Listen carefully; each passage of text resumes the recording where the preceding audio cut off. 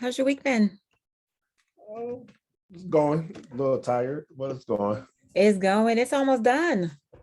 Yeah, Thursday. You got to get done or get on the it's list for our, next week.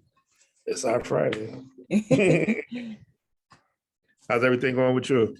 Good, good. Lots of challenges. Everything falling into place. Yeah, it's good. Can't complain. Awesome.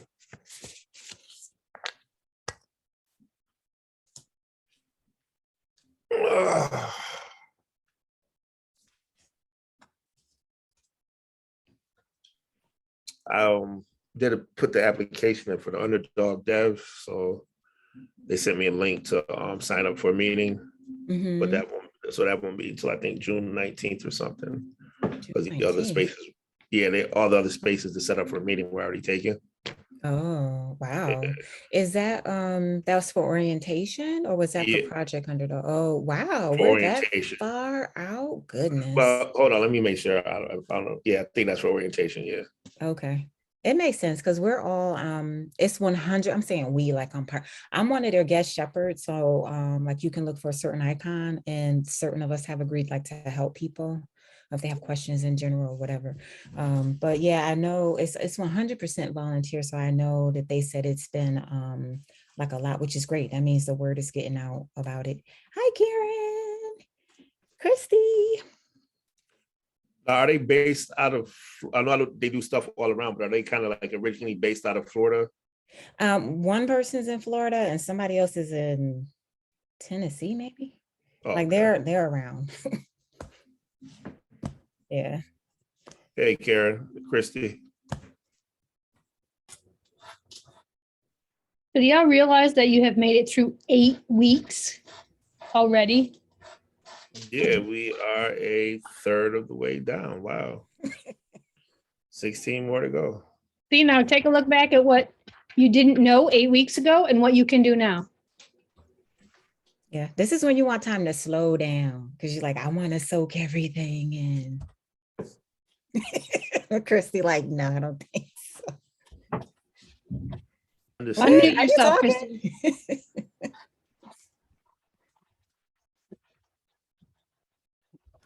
Listen, I still can't master this mouse.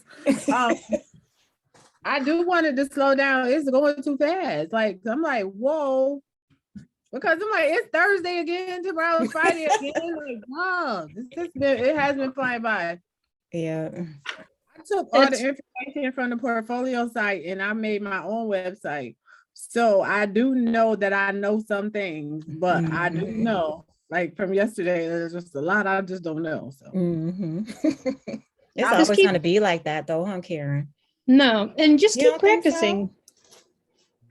But She not, said no. I mean, it's not always going to be like crazy. Oh my God. I mean, you can't know No, everything. I mean, like you're gonna know a lot, but you're always gonna feel like there's a lot more you can know. Well, there is. There's always a lot more that you can do. You know, it's trying to go in and look at other developers that have been doing this for years, right? Watching like YouTube videos that they do, and you're like, oh my God, I'm never going to get to that level. But if you practice every day, even if it's just a couple of lines of code, you will get to that point. And that's, you know, like, that's one of the things that I started doing. I went on Udemy and I found this, it's just 20 vanilla JavaScript projects, right? And I've picked like 8 of them. So every day I go and I code one out. It's good practice. You know, it's good.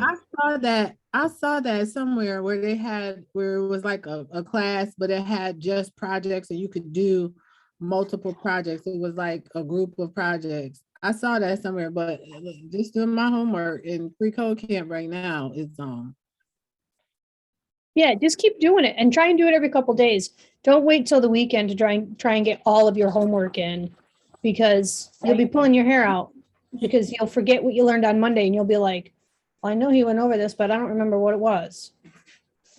The more that you do that every couple of days or whatever, it'll get easier. I was very heavy into free code camp in the beginning, but then it's like now this last one with the 113, like that just seemed like a lot. So it's like, dang. I know I'm only at 50. I'm like, oh, come on, be done. But then I'm worried that if I speed through it, then I won't remember it. So now I'm just like, all right. That's the thing, like you don't want to go too fast because you're trying to incorporate, like the first ones I did went by fast, but now I feel like I'm trying to get a pace to where I'm incorporating it in my day to day so that when I move on, you know, It's sticking. I'm not just moving. Right. Because I feel like JavaScript is important. Like it's HTML and CSS seem to come easier and they will be just as important. If you're going to be a front end developer, your HTML and your CSS will be just as important. And I know that Max touched on this a little bit yesterday. If you guys haven't started on your capstones, start working on that because you can start incorporating little things into your capstone. Ask Latonya, she'll tell you. Yeah, isn't that what I started last night because I had what I said, the idea that I said, I started it and I saw what it would look like. And so Max is here. You must be making He's sure in the I'm not car. breaking the internet. He's in the car. Hopefully this class will be on time because I'm hoping that we'll go through basically like a full project flow. Like I'm going to keep it simple and I'm going to encourage everyone to just take like a lot of notes, ask a lot of questions, and what we can answer, we will, and what we can't, we're going to send a list to Max and you're going to be all set. Hey, Max. He might just want to be an observer and not be a participant. Well, that's weird. I thought his audio was connecting. We're just about at go time. It's 5 after. Thanks everyone for being here. Let's just give Max another minute or two to see if he wanted to chime in on anything, and then we can. Nope, he muted himself. See, I think he's in his car. Okay, alrighty. So, yeah, I don't know what's going on with his. Okay, so since it's 5 after, let's just go ahead and dive in. And basically, I'm Latonya Matrice. I'll be your instructor tonight. You all know Karen Thorne. She'll be the TA. What I wanted to do is just kind of start with the check-in you all typically do. So any thoughts about the last week or just how you're feeling in general since starting? When we got here, Karen noted like you're 8 weeks in. That's 2 months. And then Larry said, yeah, we're like a third way done. So thoughts, feelings, how are we at this moment? Volunteers tribute. No, I feel like so far I'm super excited to be able to know how to do HTML, and then I'm starting to grasp the concept of JavaScript. So I'm super excited. I'm like, if I can get through this, I can do anything. So I'm just like really motivated, and I just want to learn so much more. So that's where I'm at. Great. Yeah, I think just seeing my website on the internet and sending it to all my friends and like tapping on it, I always go look at it a lot just because I want to see it again. So that's exciting, but I want to be able to do some more stuff. You know what I'm saying? Like I got it up there, but I need some more decor up there. Today we sat in on the information session for the apprenticeship, and they really they are definitely checking for us. They know that we're over here, they know that we're doing this, and they know that towards the end of our boot camp is the beginning of their apprenticeship, and they're like, you know what I mean? Like I feel like the fact that we're in this and we've committed to this, if we ride this out to the end, there's definitely some things waiting for us on the other side. So that's great. That was exciting to find out today. That's the Center State apprenticeship? Yes. Great. It sounds like the timing is aligned ideally so that you can really literally transition into like real life experience if you can get into the apprenticeship. So and they had a goal for an amount, but they don't think that they're going to meet that amount. So they also feel like our class, you know, the people who will need to do something like that, they can maybe have a delayed start because the very beginning of their program is going to be what we're already learning. So they have us in mind. I can say that they definitely have us in mind, and they are very interested in they know we're here. The same thing with things like the Surge and all the different people, Surge, Syracuse Surge, and then they have the Grade 21. It's all interconnected. Yeah. So Yeah. But I don't know if they answered this in the information session or not, but I had, try to get into, and they were like, well, it's not really geared towards people who already have a career in tech. Obviously me, I can't, but I just wanted to go, like, I wanted to learn more, like, because I know they were doing Python and other stuff, so I wanted to try to get in because of that. But yeah, so I don't know if they mentioned Python. They didn't mention anything about Python. They mentioned HTML, CSS, and JavaScript. They didn't say anything, and then it was working with the company and having on the job training. I really don't need that. I think Yeah, there's an information session tomorrow. So maybe if you can attend that, I think it's from like 5 to 5:30, or I think it's 5 to 5:30. You can get more information. Yeah, if that'll be helpful. I can chime in there. Can you guys Oh, hear go me? ahead, Max. Yep. Yeah, we can hear you, Max. So it is definitely all interconnected. Their technical advisor may be the head instructor of careers in code. So it is definitely set up for you guys after graduation. It isn't something that you would be able to overlap because it's a full 40-hour-a-week position with the apprenticeship. And the apprenticeship is really set up for people who are ready to jumpstart their careers and already have the skills underway. So there will be a perfect overlap between the second opening or the second round of that apprenticeship and graduation from careers in code. But the languages and skills are dependent on the employer. So there are 6 different employers partnered with that apprenticeship program, and it is all dependent on whatever employer you end up getting matched up with and interview with is the one that you would need to learn their languages and skills specifically for that employer. So almost every employer we interviewed and worked or are working with have a different technical or language stack. So it is all dependent on like where you get at the beginning of that interview and application process. But feel free to attend the info session on it so you know what opportunities would be there at graduation.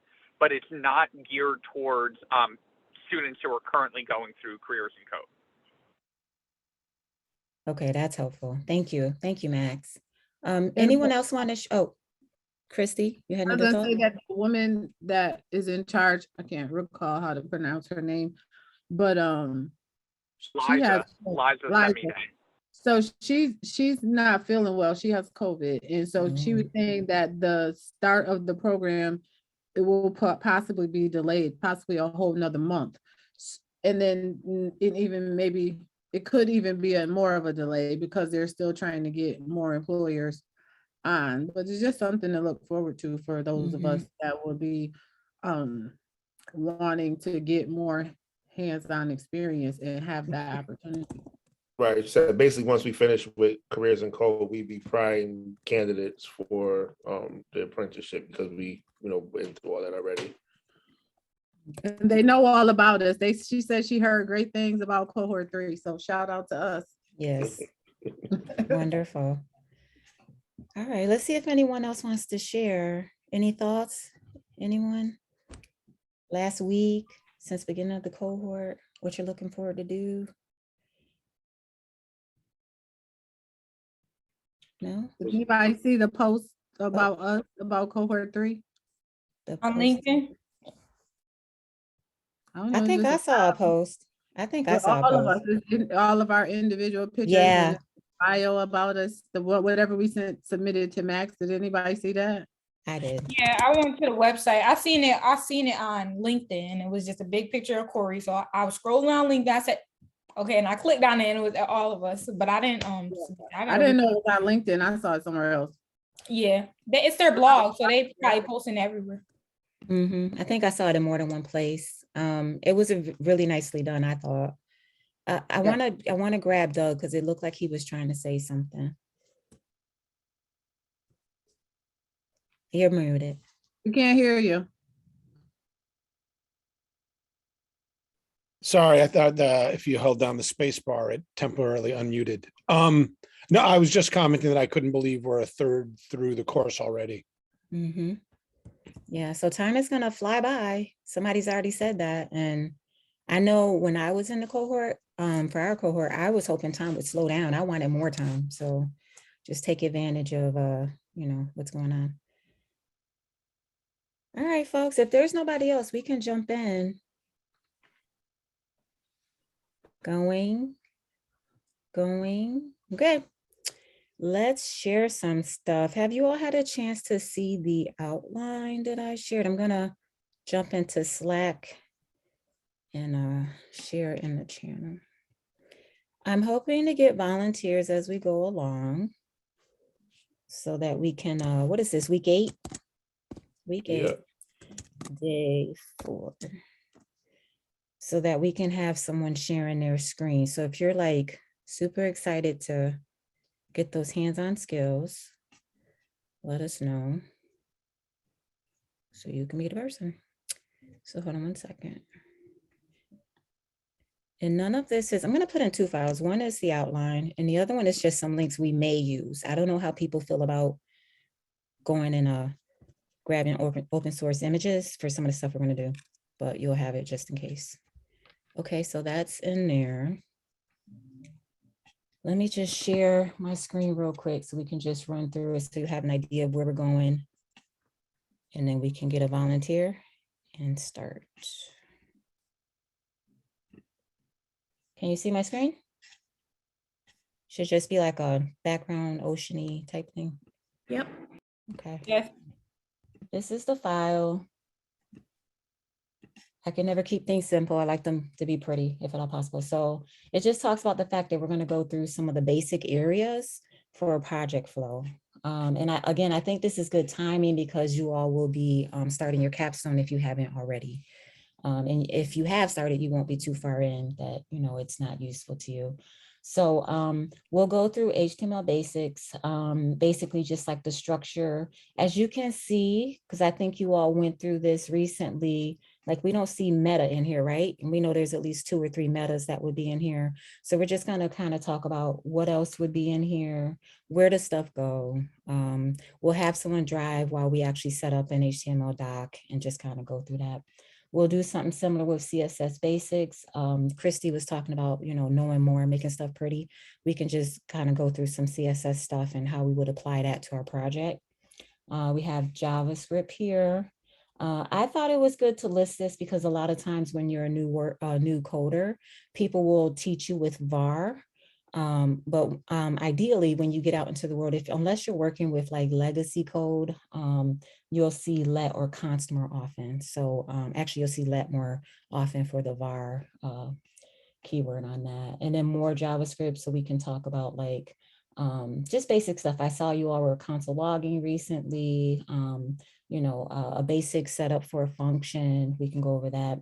GitHub, I know you all know, so we'll do that. This will be for project setup because you all did your personal sites already. We have our GitHub desktop versus the terminal.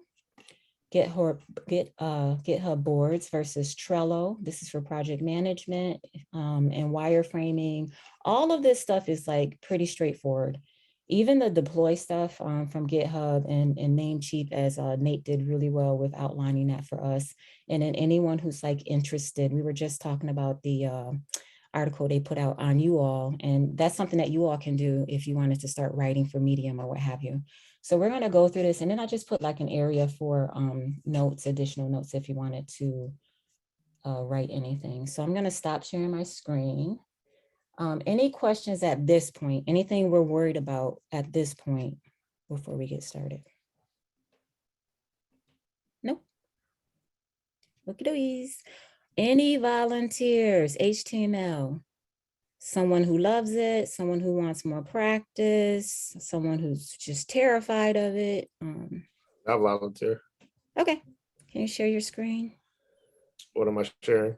So we're gonna VS start Code. a new, let's just start from a blank screen because we want people to see a full flow. So just show your desktop if you don't mind, if you have stuff on there, you don't mind showing us and we can go from there.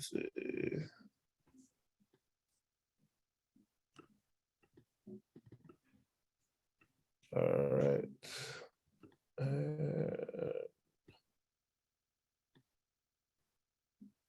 you see my desktop now? Yep, wonderful. Okay.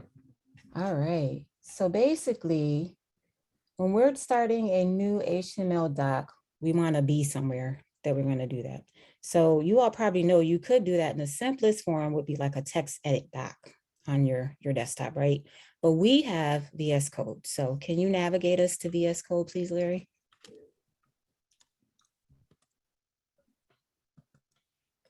And so does everyone know what he just did? He probably pressed the command key and the space bar to get the search up. Do you see VS Code now? I don't. All right, so I think it's on my other desktop. Hold on. Yep, perfect. Wonderful.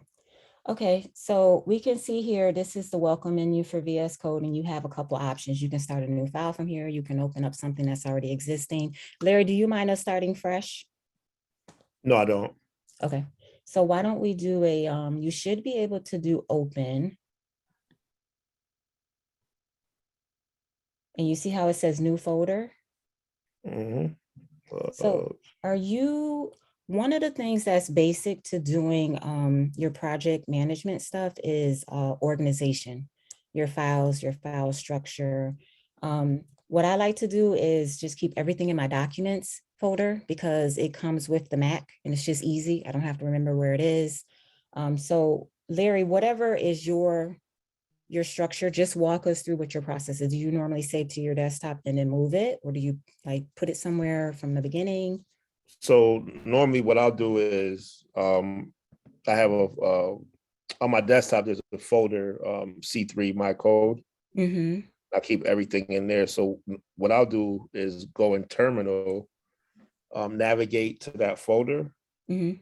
and then I'll use terminal to create the files that I'm going to use and the folder I'm going to put it in. And then I use a command just to open it right from the terminal. Okay. So are you comfortable? Oh, is that us? Yeah, that's me, Nicole. I was gonna say, can you show us how you do it from the terminal? I never Yeah, I did. was just gonna ask, are you comfortable doing it from VS Code or no, you're fine. You're fine. I'm comfortable. I'm comfortable either way. Okay, so let's just do it both ways for folks. Is that okay? All right. Okay. So I'm gonna share my terminal then. I'll start with terminal first. All right. So terminal.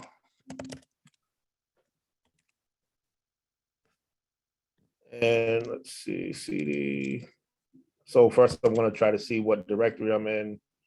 Okay. And I'm gonna change So directory to hold my on, I just desktop. want us to slow down so everybody knows what you're doing, okay? Does everybody knows what he was doing when he did CD and he ran that command?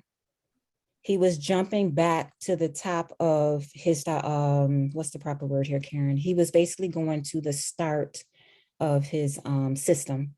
So then from there, he can say, where am I on my computer? And he can see the whole lay of the land. And then he could just LS. CD is change directory. So he basically looked to see where he was. He could have ran PWD, right? Print working directory. That's just going to tell you this is where you are right now. And on Larry's computer, oh, are you on a PC? No, I'm on a Mac. You are? Well, you can see where his cursor is and you can see how it has the squiggly. That's telling you he's right at the start. He's at the head. He's at the root on his computer. Does that make sense? So then he did an LS command and that says list. Let me see what's in where I'm at right now. And that's how you can see his, where is it? His applications, his desktop, his developer documents, download. You can see all the stuff that he has available to him as far as a directory, and directory just means folder. It's just a folder. Does that make sense? Anyone still have any questions or concerns? No? Okay. No. Go ahead, Larry. All right, so then I know that the folder is in my desktop, so I CD, hit a couple letters for desktop, hit tab to autocomplete. I know it's in my C3 folder, so I type C3 after, hit tab again. Let me jump in real quick. Okay. On here, when he does CD, he's doing a capital D for desktop because on a Mac it's case sensitive. So you have to have it. If you don't, it won't tab complete for you. You would have to write it out. Okay, go ahead. Okay. And I know that it's in W8 because I have a week 8 folder. So Mhm. I will do that. And then now you see the prompt says I'm in week 8. Mhm. And then now it's day 4. So I'm going to make a folder for day 4. So MKDIR. That just means make directory. D4. He's naming the day. He's naming the folder. Then I'm going to change directory to D4. I like to clear. And then I'm going to make the file. So I'm going to touch index.html,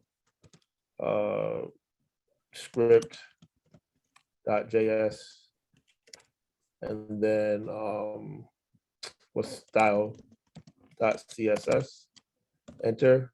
And So then he basically, hold on, because you're doing a lot. And I just I'm want to make sorry. sure that people understand.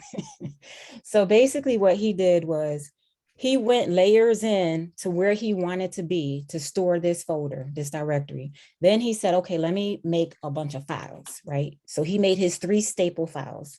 Touch is the command to make the file you want. And then he gave it 3 file names to create for him. So he now has his HTML file, his JavaScript file, and his CSS file. You can do these separately or you can do them together. And then now to open VS Code with that folder's content, I'm just going to type code, and then I'm going to hit period. So that means open everything that's in here. And then I hit return, and then VS Code opens. And Before you go again, can I see a terminal right before you press enter? Yeah, what did you do that again? Oh, I pushed code and then Oh. period. It means open up everything in this folder, but you do have to make sure that you have it kind of installed. So I think if you go like in VS Code and I think it's shell prompt or something to enable the code dot function. Are you? Yeah. Okay. And if you don't have that, I think you can just run open and you can open whichever files you want to open. Or you can just stop in your terminal and go over to VS Code and start working from there. Does that make sense? When you wait, when you said open that file, you talking about in VS Code or are you talking about in the terminal? It's going to use whatever is set up as the default for whatever kind of file you're trying to open. So, okay, so in like this how he case, was already in the folder, so then when he just Mhm. click open, it will automatically open it in VS Code because that's the right, file it because his wasn't? is already, yep, it already knows like he's going to use that file for that particular, I got you. yeah, that Right, file so extension. and if you get to VS Code and you bring up I think it was Command Shift P? Yeah, Command Shift P will bring up your search. If you type I think shell, type, see how it says shell command install code command path. You do that, that's when you can type code dot and then it will open up whatever's in that folder. Okay, and when he did the Shift Command P, that's your command palette for VS Code. And you will usually go there for, just stuff you need to do in settings and whatnot. I was hoping we could do some settings stuff. I didn't know if you all had set up like autosave or different stuff like that. But if you're all set, or if you're just as a group not interested in doing it, we don't have to do that. Okay, so he did that. It's all set. Christy, go ahead. Autosave, definitely want when we get to that point. if Okay. you could Yeah, list that. definitely. Okay, Larry. So do you want to clean up and delete what you just did in the through the terminal so they can see that and then do it again through VS Code? Okay. My code. Week 8. Day 4, the trash. All right. So, and what doing it the other way, I would come into the folder and make the folder first. And D4. Just Then one question. yep. Besides being, fluent and knowing how to use the terminal and stuff like that, like what would be the reasoning for doing it that way versus? Sometimes it's just preference. I know Okay. I'm comfortable setting stuff up through the terminal, and then I like to go to the text editor afterwards, or the user interface afterwards, and do other stuff from there. But other people just might have different reasons why they prefer it. One is not better than the other in general, But if you, you know, sometimes there are efficiency reasons to do stuff. You can just get to your files and folders or whatever you're trying to do quicker, or easier because you're not moving your hands from your keyboard, you know, just different stuff like that. But generally it boils down to preference. Larry, I don't know if you want to talk about why you do what you generally do. And then Nicole, I can see you have a question. So after Larry, okay? I mean, for me, I realized that I have to, you know, go and manually create a folder, you know, through the GUI. So that's a few steps in and of itself. Then once I create the folder, I have to open VS Code, open that folder, and then create the contents of that folder. So that's a bunch of different steps. So And here, you just, I don't lose your train of thought. He said GUI, it's just graphical user interface, GUI. Yeah, I In know case what you anyone mean. didn't know. Okay. so Just in case anyone didn't know. you know, once I'm able to get into the folder in terminal, it's just really quick. MKDIR that, and then touch, and then just make it, then open everything all at one time. So they're all there. I don't have to, you know, do. It's, to me, it just seemed quicker. I don't know if it actually is. Okay. All right. Okay. Nicole. My question was basically the same as his. I was gonna say, like, do you think jobs, like if you're working at a job, they would prefer you to be working in the terminal? Or it probably don't, it's still preference, I get it, but I think it might depend on the company too. I mean, they're not really going to know how you got the job done. I think Oh. they're going to be more concerned about did you or did you not get the job done? And then they might have concerns around efficiency, but for the most part, I think your work style is how you work, right? It might matter more like, you know, specifically how you have to do stuff in files and folders, meaning like they have a set standard or kind of like a style guide, I guess, for how they do things, like more along that line. Max, can you think of any?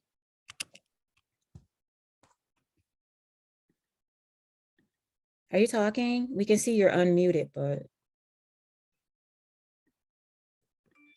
And I would say for what I did, I don't think it really matters. But I know Max said that there are times where you're going to want to do certain stuff that you just can't do with the graphical user interface. So as a developer, you know, knowing how to use a terminal is a very valuable tool. That's a good point. Yeah, I think Nate brought that up too. yeah. Max, were you gonna say something, or Karen, did you want to chime in on?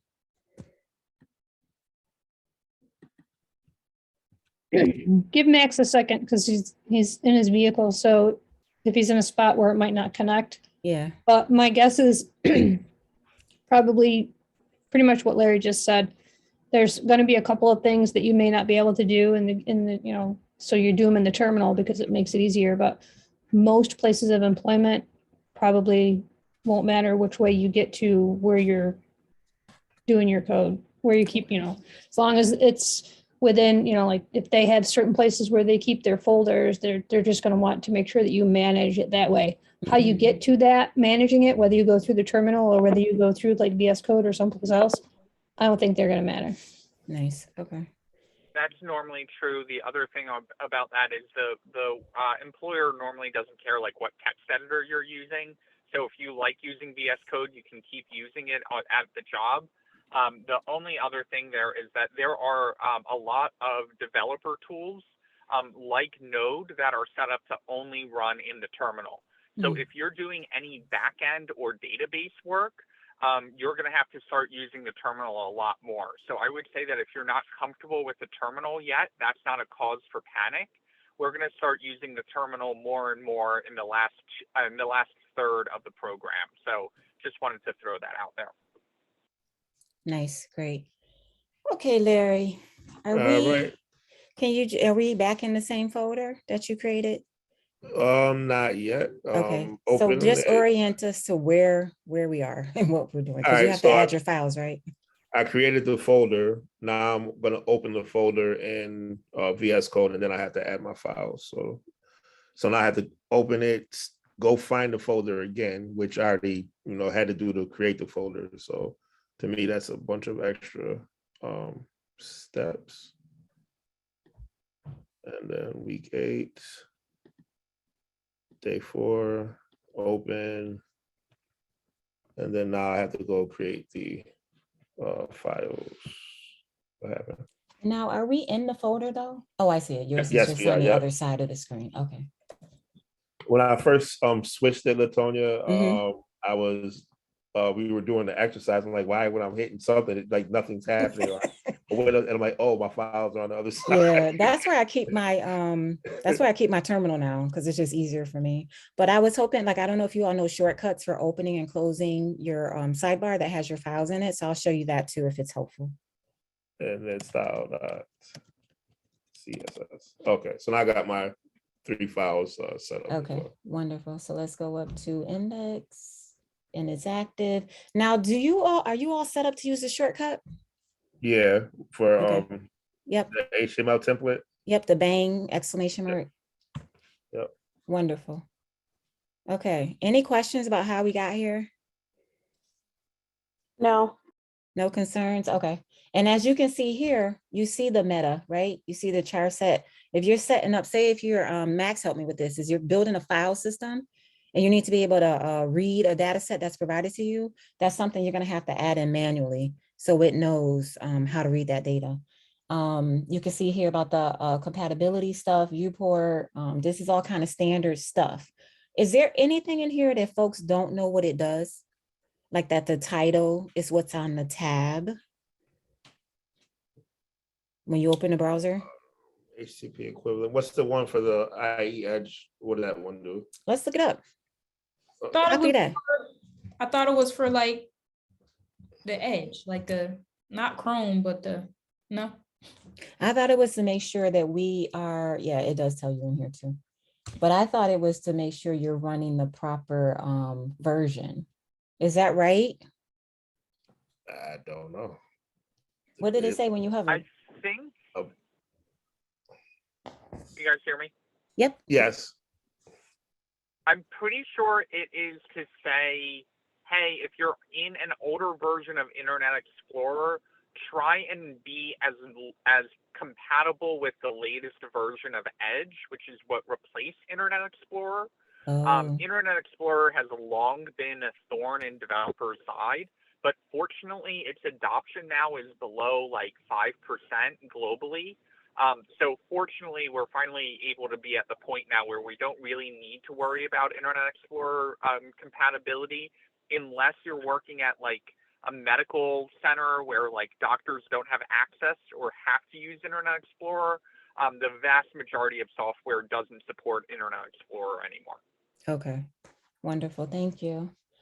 Okay. Oh, go ahead.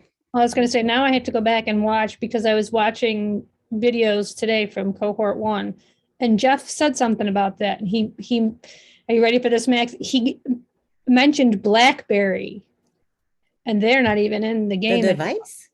Mm-hmm. Yeah. And he was talking about what we're talking about right here. Oh, okay. That it would be compatible with it. Yeah. Interesting. Okay. So IE means Internet Explorer equals Edge. Yeah, it's just saying it User used. version, which is Edge.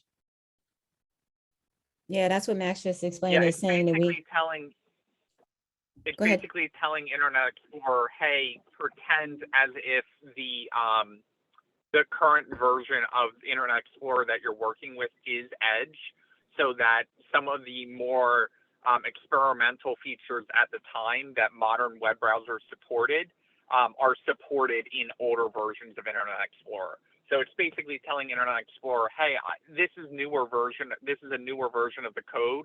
Please try and run the code as if you weren't from the past decade. Oh, okay. Last decade. Okay, let's add some basic stuff in here and then we're gonna get a new driver, okay? Right. So in the head, let's go to the head first.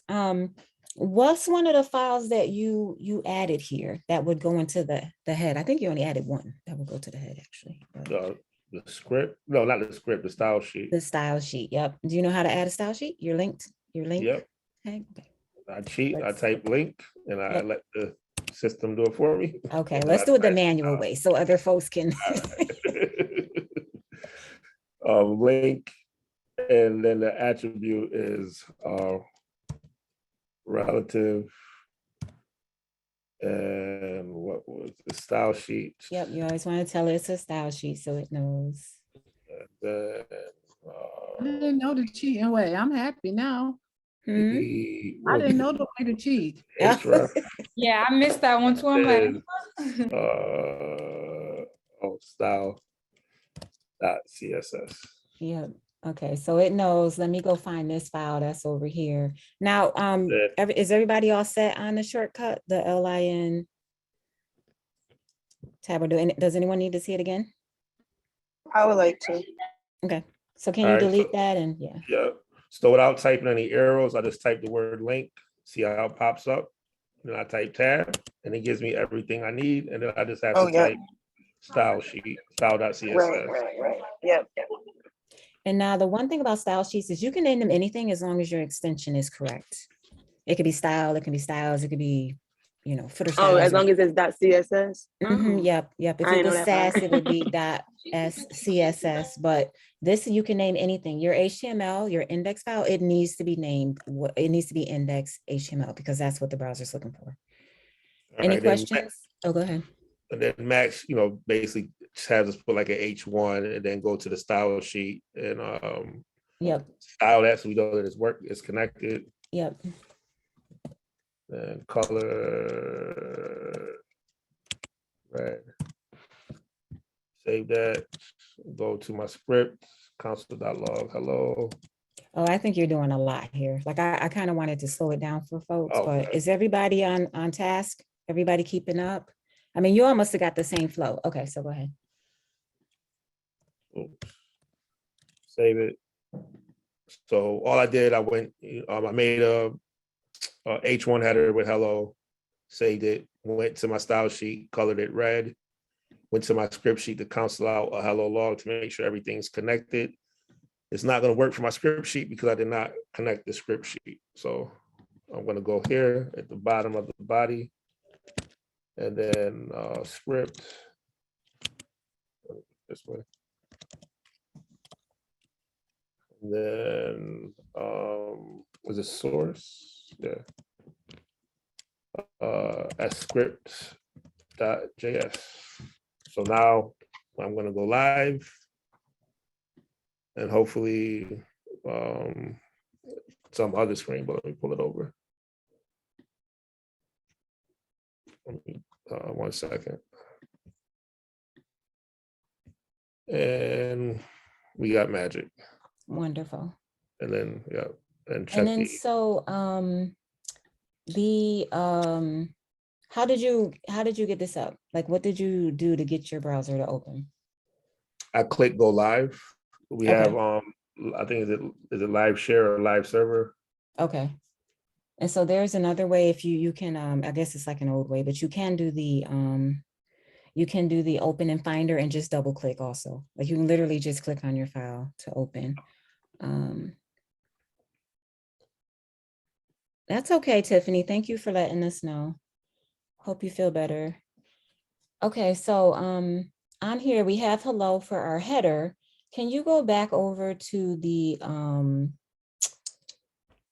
browser and open? Have you all worked with DevTools yet? Yeah. Let's just do it real quick. So you see in his bottom, can you expand that a little so they can see it and maybe refresh? You can do a Shift Command R and it'll refresh for you. And you see how it popped up hello? That should be from his console log when he set up his console log to render to the page. Does that make sense? That's his JavaScript that he's console logging to the page. Okay. All right, go ahead and can you go back to your VS Code? And then can you take this code and can you just copy it into the live share window so we can share this with someone else and then they can just copy paste it and we can keep working. Okay.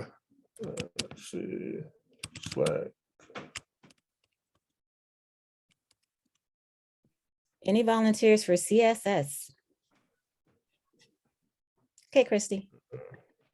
When Larry's done, yep, if you can go in, share your screen, grab that code. Now, Were you following along, or we need to set up your files? It's fine if you haven't been, we can certainly, you're muted.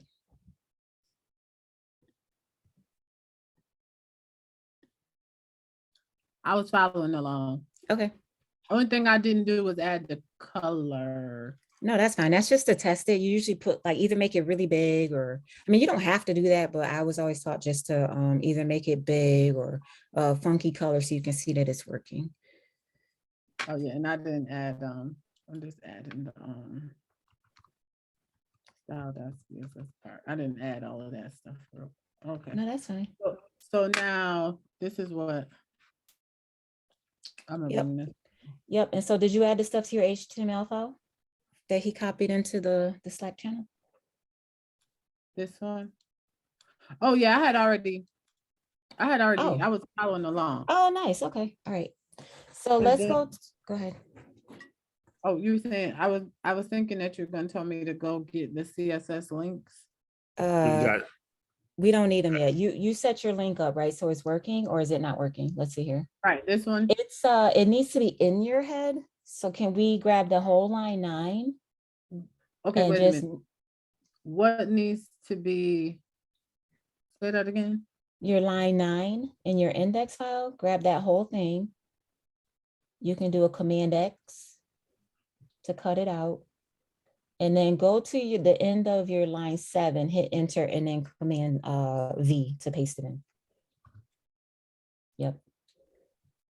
And then Now what just- about the save. script? Script is in the right spot? The script is in the right spot? Your script is in the right spot. Yep. Okay. Yep, you want to save. Yep.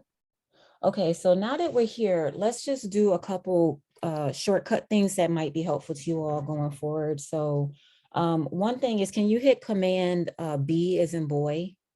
And what line? Same line? Command B in boy on your computer. You want to hold the Command key down and then click the letter B on your computer. Right, but am I on the right line? Oh, it doesn't matter what line you're on. Okay.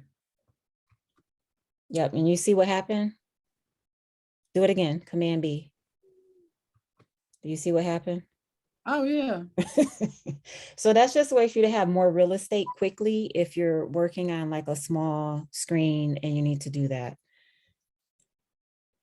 Yeah, we always can't find stuff or trying to figure out where something is. So Yeah. I mean, it's just, I mean, I do it a lot just because sometimes I am just working on my Max monitor and it's small. So it doesn't give you a whole lot of space, but it's worth having if you can get it. Let's go into your body between your H1 and your script, and let's add some stuff in. Mm-hmm. What do you want to put in there? A paragraph. Okay. Do you know how to do that? I'm about to follow what Larry did. So I'm gonna hit oh my goodness. Nice. Wonderful.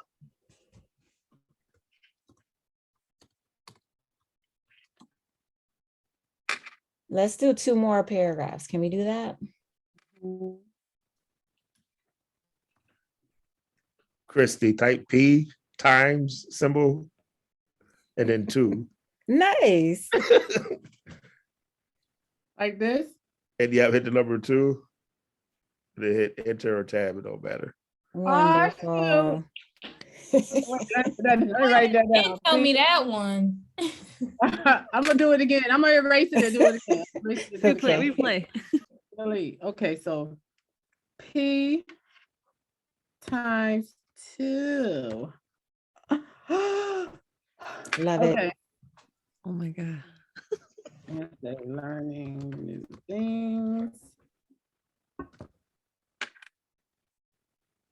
You're missing a W, I think, in your new. Oh yeah, I am. Let's see. What? Ah, I was gonna say, oh, I get a capital L, and he doesn't, but she fixed it. Okay, there we go. Oh, that's nice. So we let's wanna- see. We're gonna style Thank it. you so much. Can you do what am I trying to do? Can you add in the letter, the word "and" in one of those two top paragraphs, just however. Yeah, just add "and" something. I love coding or whatever.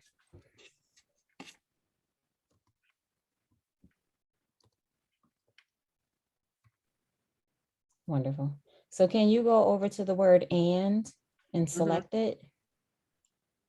And then hold your Command D as in David. And you see what happened?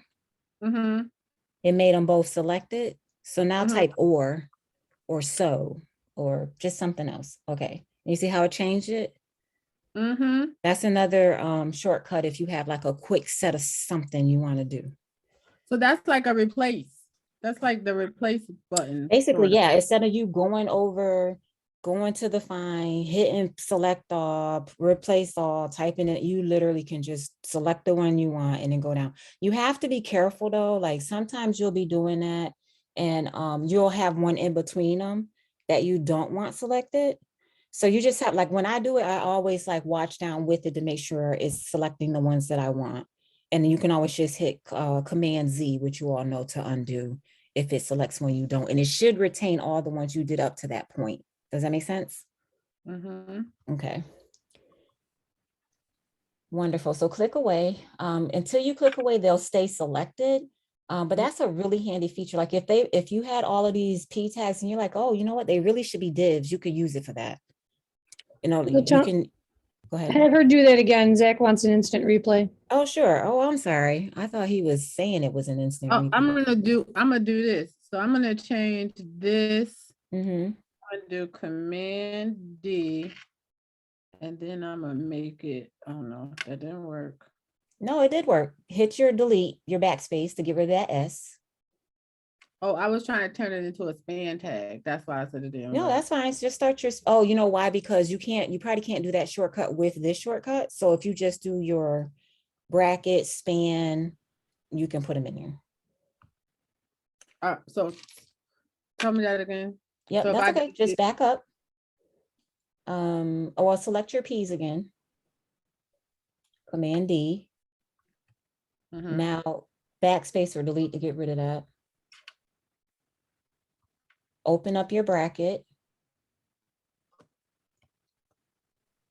and do span. Just type your span. You see span down there? There you go. Yep. Somehow it broke from the one. Oh, yeah. Okay. No, you got it. Yeah. Why was it? Oh, it was red because the code was broken. So now you just have to get the stuff into the middle. If I didn't have anything between the P's, it would have just swapped out the P's for the span. Yeah, it would have swapped. It would have done the P's, but in this case, it gave you a full set just because you selected it from the drop down, which is fine. But you still have, it's broken code now because now we have a P with a span and it's like you can't do that. So all you would have to do is just go to the end of it and get those P's off of it. But essentially, I mean, you know, you all can see how it works now. You know, like it just select what you want and do Command D as in David, and then you can make the changes that you want. Doug, did you have a question? Yeah, does the Command D just select the next instance of that? Yeah, there may be ways to skip around, but I don't think so. I mean, I've been using it, so I don't know if there's a way to like skip around. It just goes in order.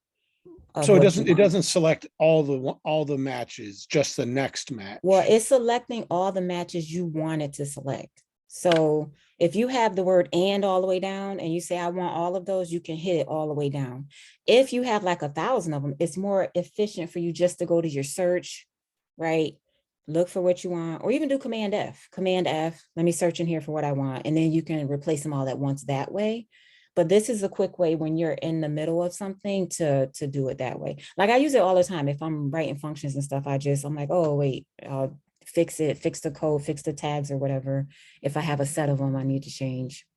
So it's not going to do everything instantly on its own. You have to tell it which ones to select by continuing to hit the D. Does that make sense? Oh, so D, you hit D once, it'll do the next Yep. one. Keep hitting Yep. D, it'll keep getting the next and the next and the next. Yep. Absolutely. So without hitting command, you can do that? Like just well, you have D, to hold D. command the whole time. Just hold command and just keep, I got you. just keep hitting. Yep. Hitting the D. Yep. Okay. Are we fixed here? I want to. Oh, go ahead. I just want to show him a little trick with the like how she created the 3 P tags. Mhm. There's another way that you can do it. Christy, go to a new line for me.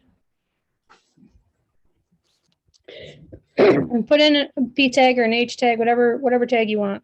It doesn't matter. Now, while you're on that, hit Shift, Option, and your arrow down key. So if you know you need more than one of these tags, whatever tag it is that you're using, you can create as many as you want every time you hit the down arrow key. Nice. Shift, Option, and down arrow. And if you want it to go above, Shift, Option, and up arrow. Everybody understood that? Nice. Thank you, Karen. Okay. All right, let's get that. Let's add some styles in here. Is there anything like, are you worried about certain, or are there certain styles you want to practice, or does it matter? Like, are you good with font style, like variants, colors? Have you all colored colors and sizes and that kind of thing? Yeah, we went on and got, we made palettes. We made some Oh, palettes. nice. Oh, you've done a lot of stuff. Okay. So, there's 3 types of styles, right? You can have an inline style. You can have an internal style, like where you set up a block in there, and you can have your external styles. Right now, we set it up to have an external style because we have a separate sheet. Does that make sense? Mhm. Okay. So let's go over to, and you all have worked with classes and IDs? Yes. Okay. You look confused. Let's just do a couple, since some folks seem confused. Okay. So go into your first P where it has your name, and let's just add a class in there. So go to your P tag, the opening P tag, but before the closing bracket, yep, and put a space in there. Yep, your opening P tag, space, and then class equal. There you go. Yep, and then like, what do you want to call it? It should just be helpful to you. So it could be, paragraph text or name text, or it should just be helpful to you, but it's going to be something you apply to more than one thing. Does that make sense? Text, just Mhm. text, or should it be something? Can I You can just say say text. class text? Or okay. Yeah, whatever makes sense to you is what you can use. So then copy that that class and add it to your other. The other ones. Yep.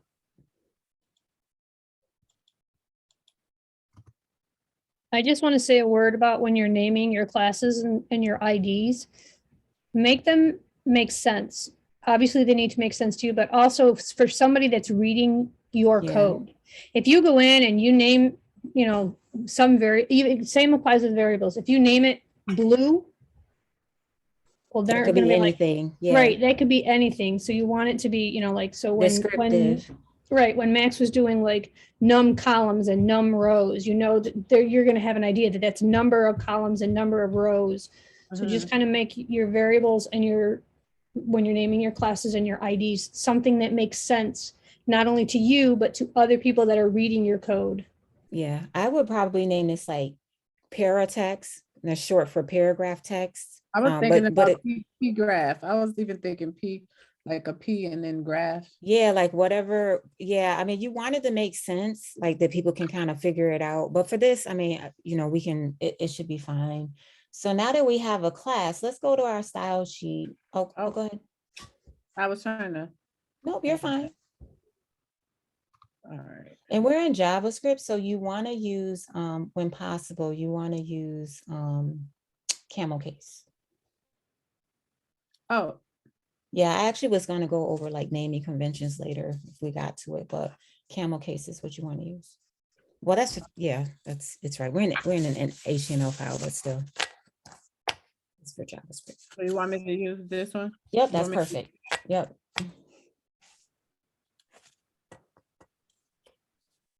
Oh my God, so slow.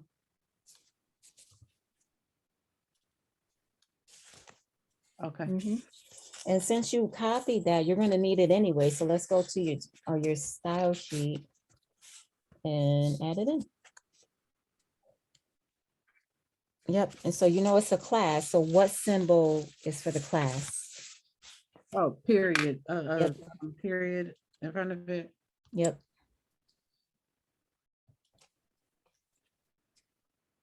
And then what do you Oh. want to do? Let's do a font style. All right, let's do Arial. Oh, wait. You gonna change the font family? I was just gonna say Arial bold. Oh, okay, so we want to change the font family, right? Because that's Right. the type of font that we're using. So before you can tell it what it takes, right, what the property is going to be, you need to, what the value of the property is going to be, you have to actually tell it what to change. So before that, it would be font family. Oh, Yeah, CSS is kind of weird because like it's not always intuitive what it's going to be called. Sometimes it's text, sometimes it's font, but you can always Google and you'll find stuff super easy. right. And then this came up. Yep. Can you guys see this? You can just click on that. Yep. Okay. So you can save that.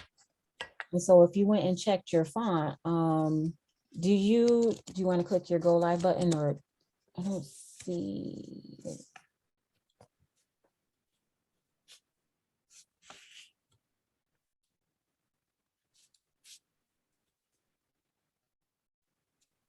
Refresh maybe?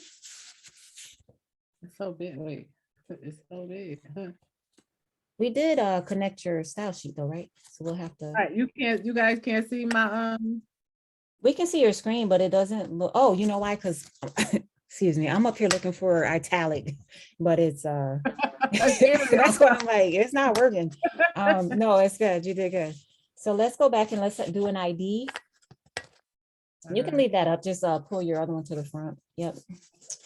So on your, let's just do it on your H1. Oh, the same thing. So in here, we need to first add our ID, like we added a class. Or you can put it in here first. Oh, you wanted to do it in index? Oh, Yeah, I mean, you wanna pinpoint what you're gonna apply it to. So in here, we can say ID equal and then give it an ID name. It could be like. so H1 has an ID, but the paragraph has a class? No, well, you put these where they make sense, right? So you have an H1. And if we go back to the example that Larry did when he set up the index file, you don't technically need to have an H1 or a class on your H1 because H1 itself you can target. But say you have multiple H1s and you want to set one of them apart from other H1s, then you can put, then you can do that. Or if you had a set of them and you want to set them apart from other ones, then you could put a class on that. Does that make sense? Like the IDs and classes are just ways for you to add specificity to what you're doing. Does that make sense? Okay, so what is the difference between an ID and a class? An ID ideally should only be used when you need it once, whereas a class is where you're applying to multiple things. I feel like I knew that. Okay. All right, so ID. Yeah, and if you want, just to make it make more sense, you can pull the ID out of there and add like in I don't know, a section or a div or a H2 or, just something different. But still, like it makes more sense if you have it on a div, right? Because a div is like, even then you can just clarify that. I can't think of a good example. Karen, can you? She can just target one of those P. She can, right? Yeah. Right. They can all have the same class. So if she targets, say, the first P tag and puts an ID on that, that'll separate that one P tag from the remaining P tags. Yep. Or you can put a span around your name and put an ID on that and then make it bold or something. Let's do that. Okay. Let's do that. Let's go to your name. Go ahead and start building out the bracket, open bracket, span. Just put it on the first part of your name.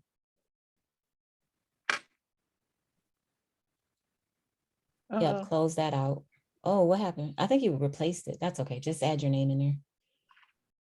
And then why is your stuff red? Is that just your color scheme?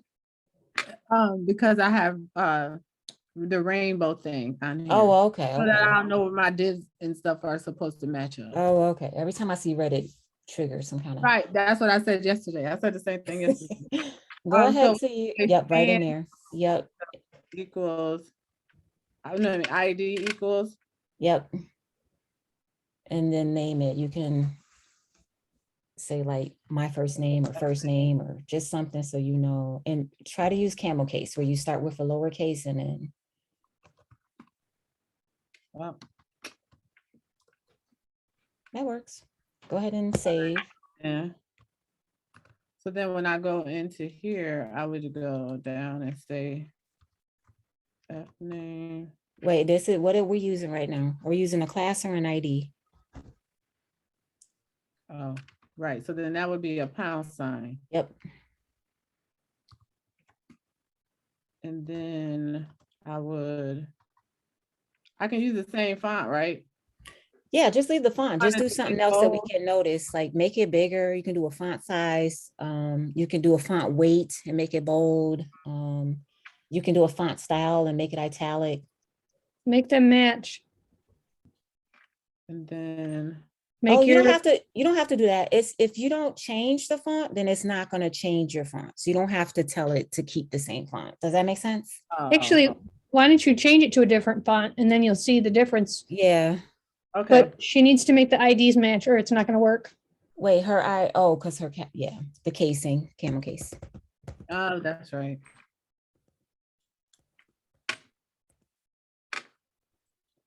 So font family. Let's go with Verdana, and then we'll do font weight. 200. And I think don't you need to put a PX on that? Or will it work without? I've done it without. You have? Okay, let's just do it. Wait, let's see where. Now I need. Where's my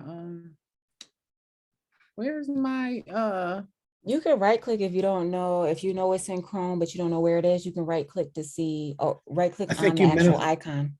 Oh, go ahead. You minified the window down in the dock, I think. Mm-hmm. So click away It- from that. There you go. Go down to your Chrome. Oh, okay, I see what you're doing, yeah. Another way to do it, I mean, I don't know if this is efficient for you, but you can just right click on your Chrome icon and it'll give you the name of whatever file is active in that window. So it might be easier to navigate than having like different windows on there if you can't remember what order they're in. Okay, so this is So it's bold, and that must be Verdana. It has a serif. You can see it's, whereas the other stuff is sans serif. So that makes sense, right? yeah, and it has a bigger Yep. weight to it. Nice. Okay, so any questions about classes versus IDs? When to use one versus the other? How to set them up in your index file versus in your style file? Everybody good? Yep, okay. Yes. So we are actually going to need another driver. Can you please share this in the stream? And we can get another driver and go on to the What are oh, just in the live share channel, if we can share the code. I volunteer to do JavaScript when we get to it, just because I feel like I'm unsure. Okay, nice. Appreciate it. All right, I'm gonna stop sharing and share it over there.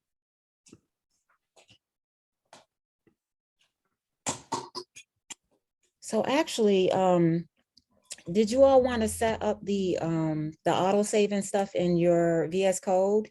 Because Nicole, we can start there and then go to the JavaScript. But if you all feel like you're all set, I can just send something out separate. Let's go do the autosave. Okay. Nicole, when you're ready, can you share your screen? Grab that code. We'll make sure your files are all good and then we'll jump in.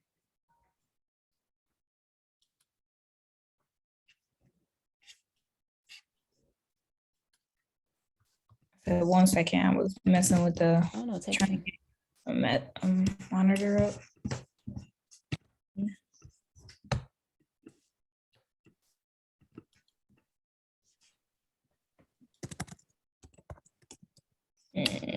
Oh, Lord Jesus.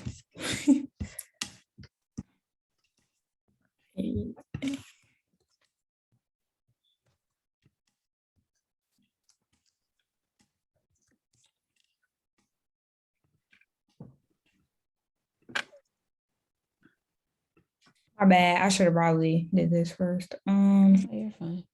We're here for the practice, so don't feel bad. You know, you can organize these files by clicking that. You see how it has it looks like a hamburger without a bottom piece of bread? Yeah, this one. No, over one. Over to the right, click on that. The arrow next to it, and then you can pick how you want to organize it. I usually just say name because it makes sense to me to have it by name, but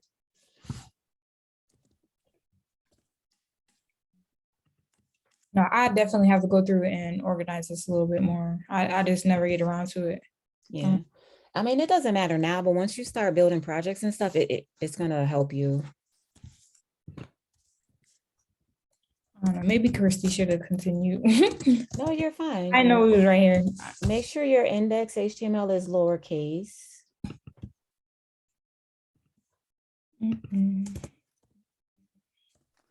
It helps to put you on the spot because then that makes sure that you know because Yeah. Well, I only got one monitor, so I'm trying to hook this up. But it's still broke. Like I got a new monitor, but I think something happened to Oh. it, so the color is messed up. So I'm like, Oh. I just can't get the break. But yeah.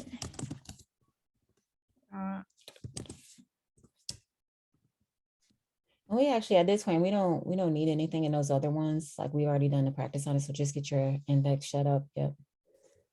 And that's all set. And then so go to okay.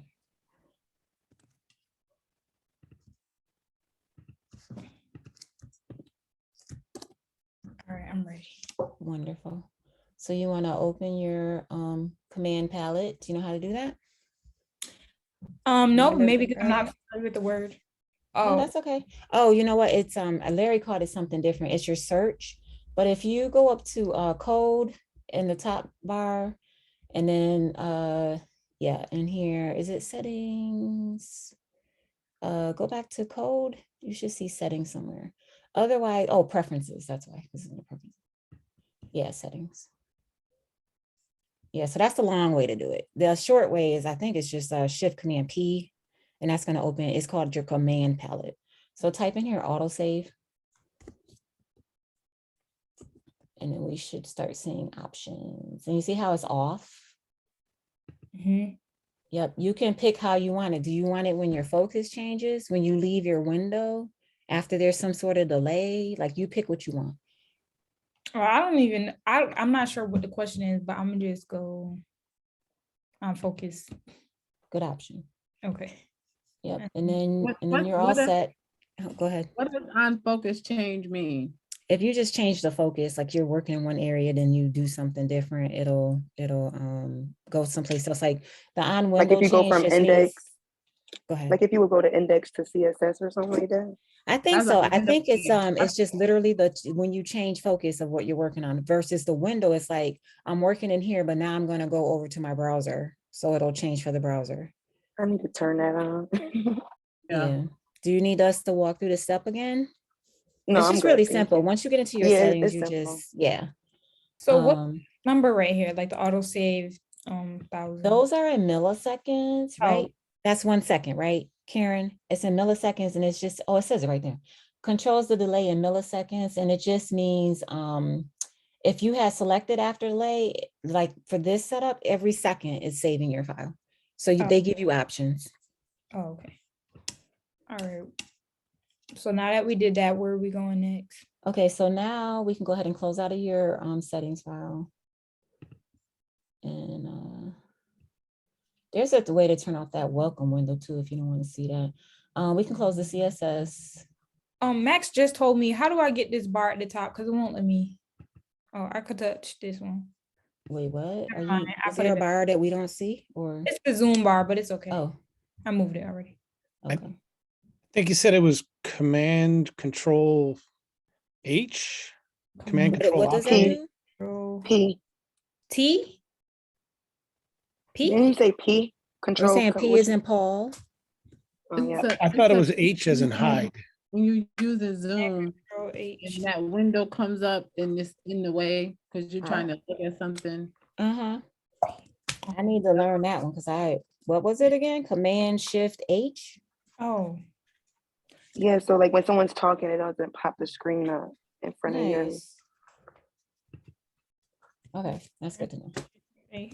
Yeah, it's not working. Command Control Option H. Oh, Okay. Option H. Command Control Option H. Dang, that's a lot. If I could use all my fingers the right way. Command. Control, Option, H. Okay, now it's gone. All right, for me. Yeah, this seems like little stuff now, but as you get more fluent and you're quicker with what you're doing, it's going to be helpful saving you keystrokes and stuff like that. Okay. All right, so you can go ahead and close your style sheet. We won't need that. You can actually close your index file also, because I don't think we're gonna need that. So we're gonna go here. Can you can you right click on your, open your, and then do a right click on that one. Yep, perfect. All right. Okay.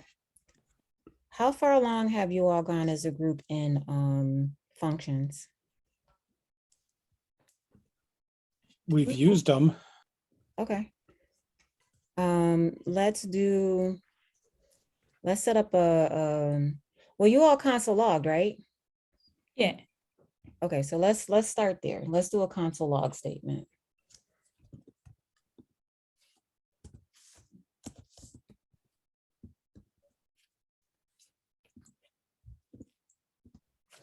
Yep, and so what do you want to put in there? It's just that I don't know what we're working on, like what we're gonna do. So what are we No, gonna that's do? okay. Let's just do the hello world one. Just keep it simple. Just make sure it's in a string. Right.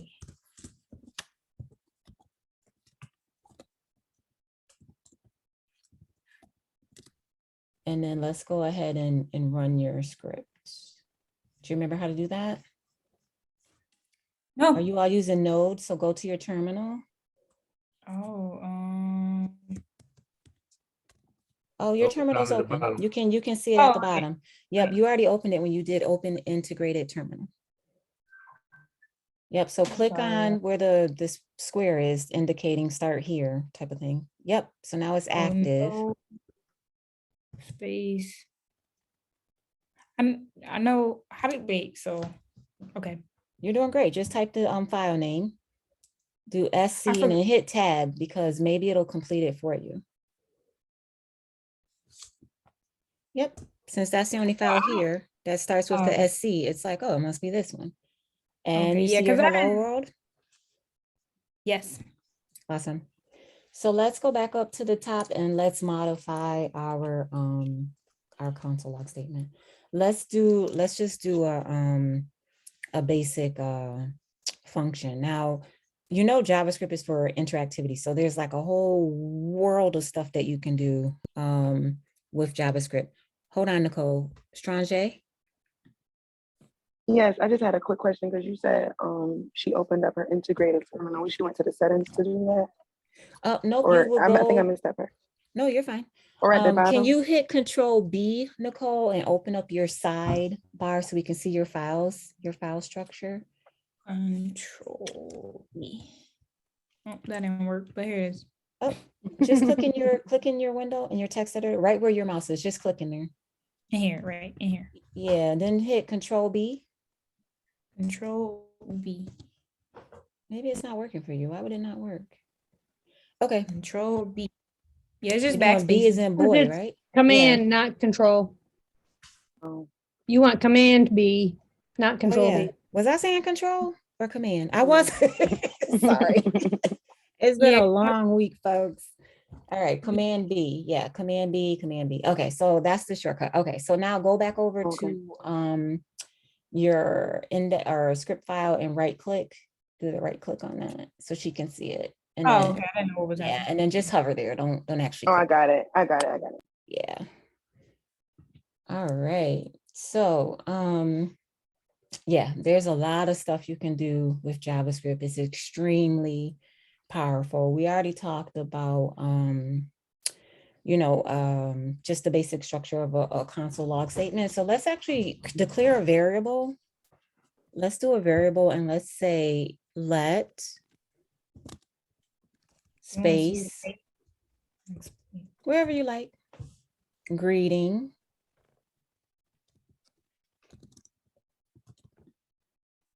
space,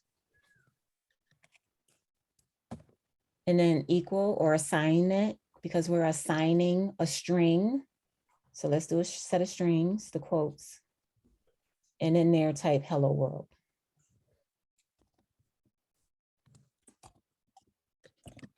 Wonderful. Put your semicolon at the end.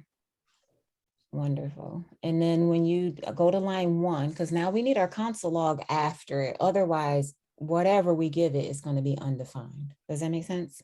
Mm-hmm. It's not going to know that it exists. So we need it underneath. Wonderful. So what should we put in here? We have a greeting. It has an assignment, which is the equal sign. And all it means is when I use you, greeting, you have the value of this, whatever's in the string. But this could easily be a mathematical equation or some other thing. Yep, perfect. Before you run that, Sharon has a question. Or is that from before? That's from before. Let me lower it, Okay. my bad. No problem. And then, so go ahead and run that again. You can use your up arrow instead of typing out node and all of that again in your terminal, and Yes. it'll bring it back. Wonderful, wonderful. And we just happen to have a lowercase h, so we can tell the difference in the one from before and the one right now. Okay, I do have a question now. All right, Go so ahead. you put that greeting in there. Is it possible, like, does it matter the order you do it? So like, say like if I just knew that I wanted to do it that way, I could just put console log greeting and then like greeting equals hello world or what? You know what I mean? Like you said, after you did the let greeting and you did that string, you had her do the add greeting afterwards. Would you just initially just do it if you knew that's how you were typing the code out? Well, in this particular structure, we have to tell it what we want to console log. So you can set it up differently. I'm not sure if I understand your question, but there's a way for you can put a lot of stuff into a console log statement. So Tonya, huh? I think she was getting to the point that you said you had to define the greeting first and then use it in the console log. Oh, okay. You're right. Your Yeah, console because log always has to come after whatever it is that you're defining. Yeah, otherwise it won't know that it exists. So Nicole, do this for us. Can you grab your whole line 1 and put it underneath your console log? Yes, I can. I'm just going to clear this so then we can have a better. You're fine. You can do Control C and it'll, Control L and it'll clear it also. Okay. That is a control that time, not a command. Yep, and then just make sure the greeting is correct so we don't, there's no confusion about errors. Yeah, put the greeting in there and go ahead and run this.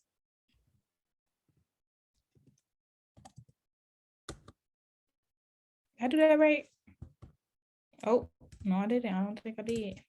Code, and then what's it called? Script. Yep, SC tab, or write it out. Yep. Yep. And you see how it says reference error?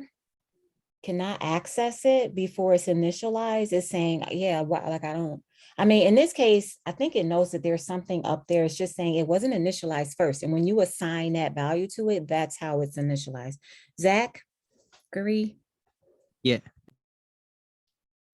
Did you have a question or your hands up? Okay. Mine's not working. I don't know why. Oh, you want to share your screen? Nicole, you mind being bumped for a minute? I don't mind, but I got rid of that Zoom button, so you're gonna have to do it for me. What happened? The Zoom button. Remember, we got rid of that thing. Oh, let me see. I see what you're saying. Well, can't you just run? Hold on, let me see. I'm pretty sure. Command, I Control found it. Option H to get it back.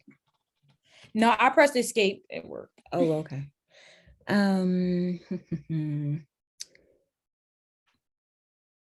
Okay. Module. Oh, hold on. What's going on here? Let greeting equal. It's all set. Console.log. And that's your script file. And then node script JS. Cannot find the module. Why can't you find the script? Node script, is it named the same? Let's see. Oh, can you make your screen a little wider? Yeah, let's just see. Users and screen. Throw it through in here. Let's just start at the beginning. Do a Control C to stop the terminal. Yep, and then let's see. Do a PWD to see where you're at. Yeah. So you need to go, Oh, and he needs to go into the folder. yeah. So let's do an LS to see what's in here. Yeah. Good. Yeah, do a CD to wherever you're, yeah.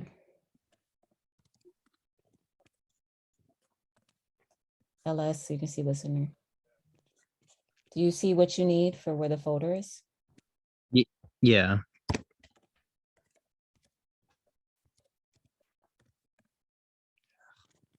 I didn't see that in the list of options. Oh, I see it. CD my code. Okay, now you're there. LS, you should see. Okay.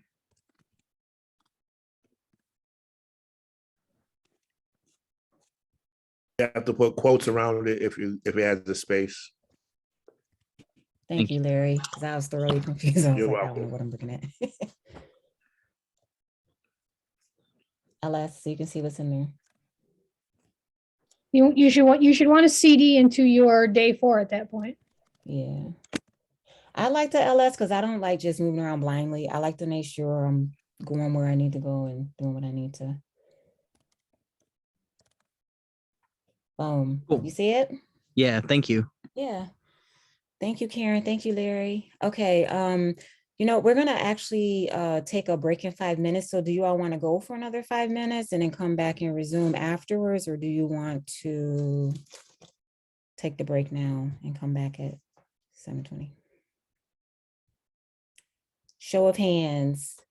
Thumbs up to keep us going. Going. Okay, Larry, Christy, and Wayne. I guess the majority has it. So let's take a break, folks. Come back at 7:20. I will put that in the chat so you know. Break 7:20. And Nicole, are you going to be okay to continue when we come back? Yeah, I'm ready to come back. You ready to come back now? I mean, are you going to I'm be ready sorry. to share your screen when we come back? Wait, because I was just on the phone, but I'm ready to okay. share my screen whenever you need me to. Okay, all right. So we're on a break, folks. I'll stick around in case anybody has any pressing questions and whatnot. Okay, thank you. No problem.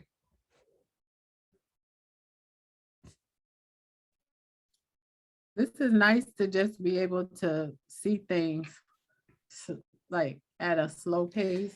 Yeah, I know it's probably difficult for some people because they probably like are used to just being able to get through more. But I think it's always nice just to be able to slow stuff down, even if it's stuff that you think is like, oh, that's a silly question, or why would I ask that, or whatever.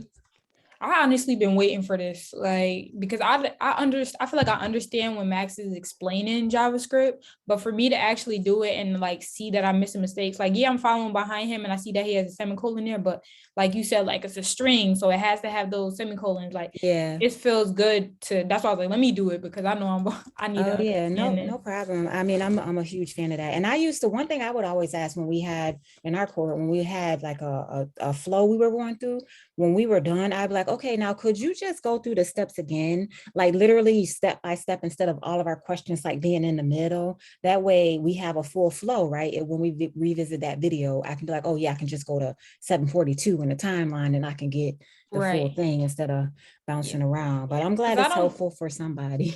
Yeah, I know, because what I do is I read the transcript to see where like we was talking about stuff, because it'll be like a lot of talking like we Yep. usually do, and I just go to the transcript, find the number, then I go to the part in the YouTube video, Yep. and then I watch. But I don't like watch all the other stuff. Cause it's a lot. I used to put it on double speed and then, you know, everybody sounds like Yeah. a chipmunk. And you're like, oh, wait, I missed that. And then you forget to slow it down because you're trying to take notes and Mhm. all that other stuff. Your But, the outline that you did for our class is very prettier. I can't have like ugly stuff looking at me. I need to like, I know it's not like a lot, but I said, well, if you all just ask a lot of questions, you can make whatever notes you need. And this will be hopefully just a good place Right, to it start. really is something like a reference, like even the notes from the last time. We need to take your thing and then go back and put your old notes in the bottom of it and keep them all Yeah. together. Yeah. Yeah. Hey, Corey, did you I'm just have a like, question? yeah, I just want to let you know, my bad, I don't want to come off the room because I had, I was just kind of let you, teach basically. But yeah, I just want to let you know I'm working on my free code camp assignments right now, so I'm still following along with class. Just Mhm. had talked to Jason over the weekend, and him and Max, they wanted me to get caught up on those, so I'm still following along. Just wanted to let you know. Oh, you're fine. I mean, honestly, in my head, I was thinking for the folks that this is like too slow pace for, if they really felt like they didn't need to be here, like they could just jump, like this is almost like a free day. I really wanted us to like touch base on the basic stuff. When you're doing stuff, like I feel like it's really important for you to understand why you're doing that, because you can always expand your skills later. So that's why we're doing this. I'm surprised Max wasn't like, you ain't never gonna get through all that, blah blah blah. He said nothing. He's like, yeah, no, go do it. So No, it's mad stuff too. I don't know. I just thought I was mad behind. I didn't want to be the only one in class. oh, so here's the thing. I forgot to pause.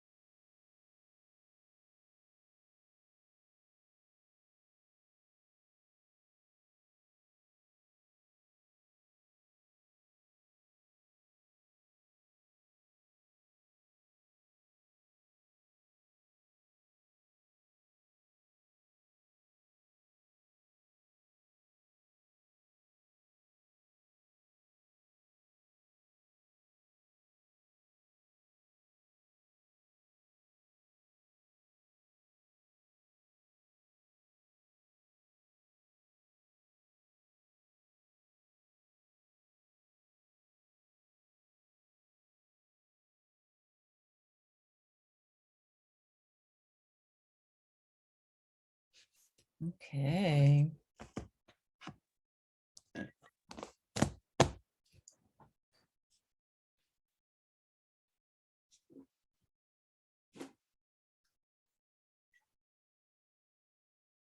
I'll give folks another minute or two to come on back. Oh, sorry.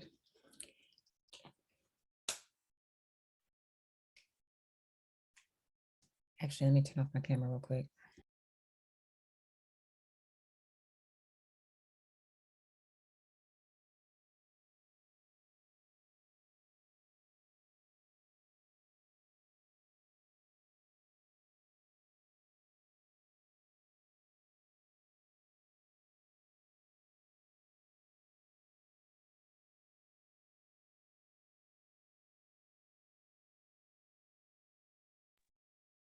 Okay, if I have a wrap malfunction, act like you didn't see anything. Now, let's see if Nicole jumps on any second. And if not, we'll have someone else build us some functions. There she is. I'm here. Okay, go ahead and share your screen. Anyone have any pressing anything, concerns, comments? Go ahead. What I would like to see is like, if we say let, so like if she says let Nicole be her first name and then let Broadnex be her last name, Mhm. and then do the like the concatenate thing to make it All right, so let's see where we are. Let's assess the situation. So we had, okay, so Nicole fixed the code so that we can see that if you declare your variable over the method, the function to console log it, it's going to come back as a reference error or undefined. So now let's build this out into a, yep, it's still working, into a function. So you can actually delete all of this. And we'll use what Chrissy just said. So a basic function. Let's write function. I'm gonna show you two different ways to write a basic function. No, you're Okay. fine. Yep, space. And then let's not yet. We have to name it. So we want to say get full name. Let's just do that. So camel case it, lowercase get. Yep, perfect. And now this is a function, so we have to tell it that by giving it the parentheses. Okay, so that's good one for me. On the other side, it's going to be on the function. Yep. So go. Yep. Okay. Perfect. Okay. So get rid of one of those extra. Yep. Perfect. So now get rid of that. Do a space and do your curly braces. Open them up. Wonderful. Now go to the bottom of it. Line 3, hit enter. Now do your console log. Finish it out. Perfect. Now put your function in there. Your function is get full name with the function parentheses on it. Perfect. Okay, click out of there. This is a basic function setup. So you can always start from here and then go inside of those curlies and tell it what you want it to do. So let's start building this out somewhere. We're going to need some parameters. Christy gave us 2. How do we get a full name? What do we need? Your name. Which one? My first name. And my last name. Okay, that's our parameters. Let's put them in that parentheses. So get full name, go into the parenthesis. Yep. And you can just shorten it F name. You can lowercase them, keep everything lowercase in here. Like that? Well, I think that's too short. Let's just say F name or first name. Like we just need a little bit more to work with so we know what's going on in here. Yep. And then comma. L name. L name. F for first name, L for last name. Oh, put it on the other one. Wonderful. So now we have a basic function. It has 2 parameters, and we know that we have to do something with this. We want a full name, right? So let's go inside of the curly brace. Yep, right in the middle is fine. And we want to start building this out. So we have 2 parameters. We know it's the first name and the last name, and we have to somehow get them together, right? So what we can do is we can say, because we know we have to call, we know we have to invoke this function when we get to the bottom, right? That's why it's in the console log statement. So have you all worked with if statements? Okay, great. So let's do if. And then you always need your parentheses, because that's what you have to tell it the condition is. The condition needs to go in those parentheses. Before you put anything in there, go outside of that closing parenthesis. Yep, perfect. You know what you're doing. Why am I here?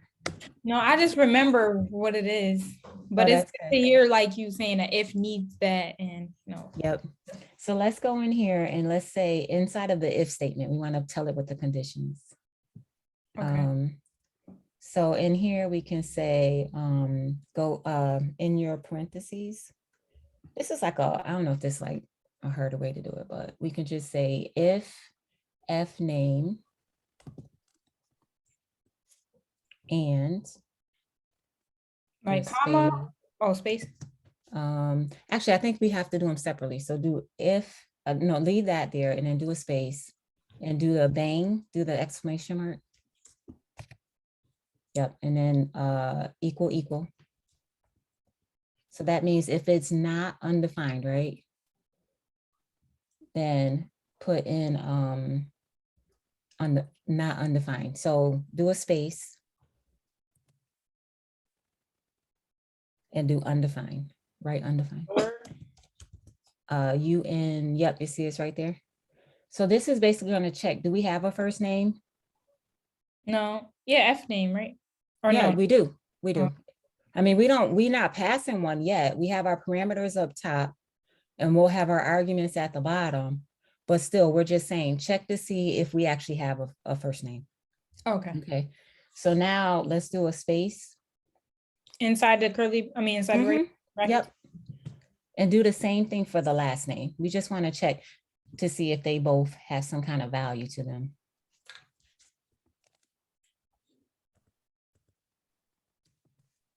We should need the and symbol between them. Yeah. Yep. Double and, ampersand. Yep. So a space, space. Yeah, there you go. Now do another one. You need two of them.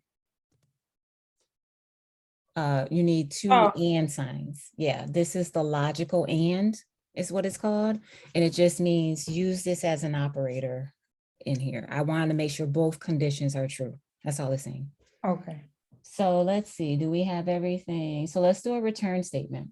Let's go into the gap that's in the middle because we set a condition, but we didn't tell it what to do if the condition, works.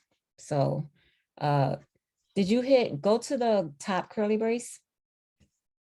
Yeah, at the end of line 2 for the if statement. Yeah, hit enter. So it'll put you at the indent that you need to be at. There you go.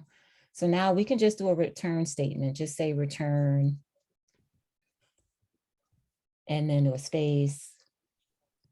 And this is what Christy wanted where we'll concatenate. So we're going to do F name space plus sign space, do your quotes. Oh, remind me. And do a space in there because we just want an empty space and then go outside the quote space plus sign and then your last name and a semicolon. Okay, so now we have basically a function. It's expecting 2 parameters, so we need to pass those in. So go to the console log, get full name inside of the function and give it your name as 2 strings. Like this, your name? No, your name, Nicole. Oh, Nicole okay. Products. As 2 strings though. And write it how you want it to look when it comes out. And then space outside of the. Yep, do a comma because you have to tell it this is the first parameter and this is the second parameter. Because it's looking up top where you said function get full name and you said, look, when I pass in something in this position, this is the value that it's going to have. Does that make sense? Yes. Yep. Yes, but because I think we're okay. So is our name gonna be like, is my name gonna be equal to like F name anywhere? Like F name equals Nicole? well, you did that. You did that. You did it on line 1, because on line 1, you said, hey, I'm going to give you an F name. Mm-hmm. And then on line, in that space, like on line 6, then you gave it the F name. You see it? On the first, where it says Nicole? Yes. Does that make sense? But yeah, because it's right here and this side, it goes with that. Yep. This is just like an equals, but this is like what's actually going in there. Yeah, that goes with that. In the same way with it. You could build more stuff in here. And you can get super fancy with your return statement. You can get super fancy with your console log. Okay. All right, let me clear. Did I clear it out? I'm sorry to be writing on your stuff here. Okay, so now do the thing. Push the button. Go to the terminal and let's see what happens. Boom. Is that your name? That is my name. Okay, you got your space in there. Yeah, so that's how you would do that. If you wanted to, you could also do this outside of the function. I don't know if this is what Christy was saying, but you could literally just set the variable for your first name, set the variable for your last name, and you can concatenate them and console log them out. So there's another way. Oh, go ahead. No, go ahead, just continue. You sure? Yeah, I'm sure. Okay. So let's do a different version of the function, just so you have two different ways that you can do it. Does that make sense? Yeah, do you want me to put this in a string? You can just leave that. Actually, we can just alter this one. So this time, go to the beginning of line 1 and get rid of function and put const. Yep, just like that. And then go to where it says get full name, go after a full name and do a assignment, do the equal sign. In this one or the top one? This is, so on line 1, you want const, get full name, space. Yep. And then you want to go after your set of parentheses. Mhm. Yep. Perfect. Click in there. And you want to do an arrow function, like an arrow. Yep. And then you can click away. So you basically just have another function. Okay, so that's just in the arrow function way, and the other way is just a basic function. Okay. Yeah. Thank you. All right. Yeah, no problem. Any questions, any confusion? Does anybody else want to be a volunteer now? Yeah, because we're going to move on to repos.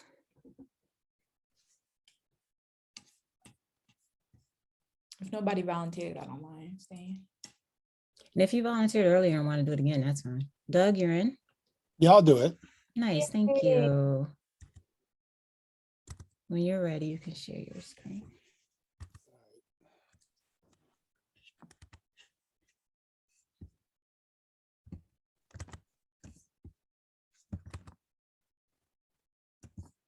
Where are we? Okay.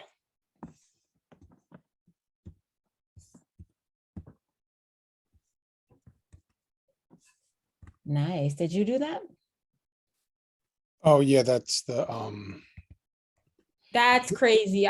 That's what I gotta go up against. Like that's what I gotta compete with. How did that? Is that an image? Like how? Yeah. Doug, it's just an image, and I got a font from Google Fonts. I just Googled Google Fonts movie font. It's really nice. You did that. Look, can I see the drop down really quick? Yeah, what'd you use for your drop down? Is that raw HTML? Did you use Bootstrap or? It's just raw HTML, and Nice. I haven't styled the actual drop down yet. Looks Oh. really good. That's fire. Wow. You did that. That's nice. Oh, thank Mine you. is still blank with like blank block colors on it. I'm like, oh, that's nice. You did that. Thank you. You're making me blush. All right, what are we making? Okay, we're doing repo. So you all already have your personal repo because that's what you set up with Nate, right? So we won't be doing that again. Now, whenever you set something up, it's going to be an extension from that personal repo. And they're all basically project repos. Does that make sense? And you had to set up a repo for GitHub to know that you are you, basically, or who you are, whatever. And then you do projects off of that repo. Does that make sense? Okay. I think that makes sense. I'm gonna hide.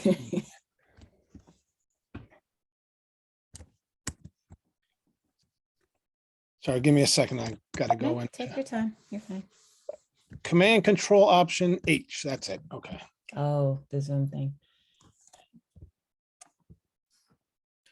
it makes perfect sense to someone who was trying to set it up and couldn't set it up and finally figured out how to set it up. Yes. Yeah, because you remember, you're like, oh, I yeah, was wait. sick. So this is our main repo, like the root Yes. thing. Yep. Yep. So That's all your, the other repos are inside of that. well, so you have a GitHub account, and then inside of that, you have individual repos. It's just that one thing I'm hoping I can show you today is to deploy directly from GitHub pages, just a basic HTML site.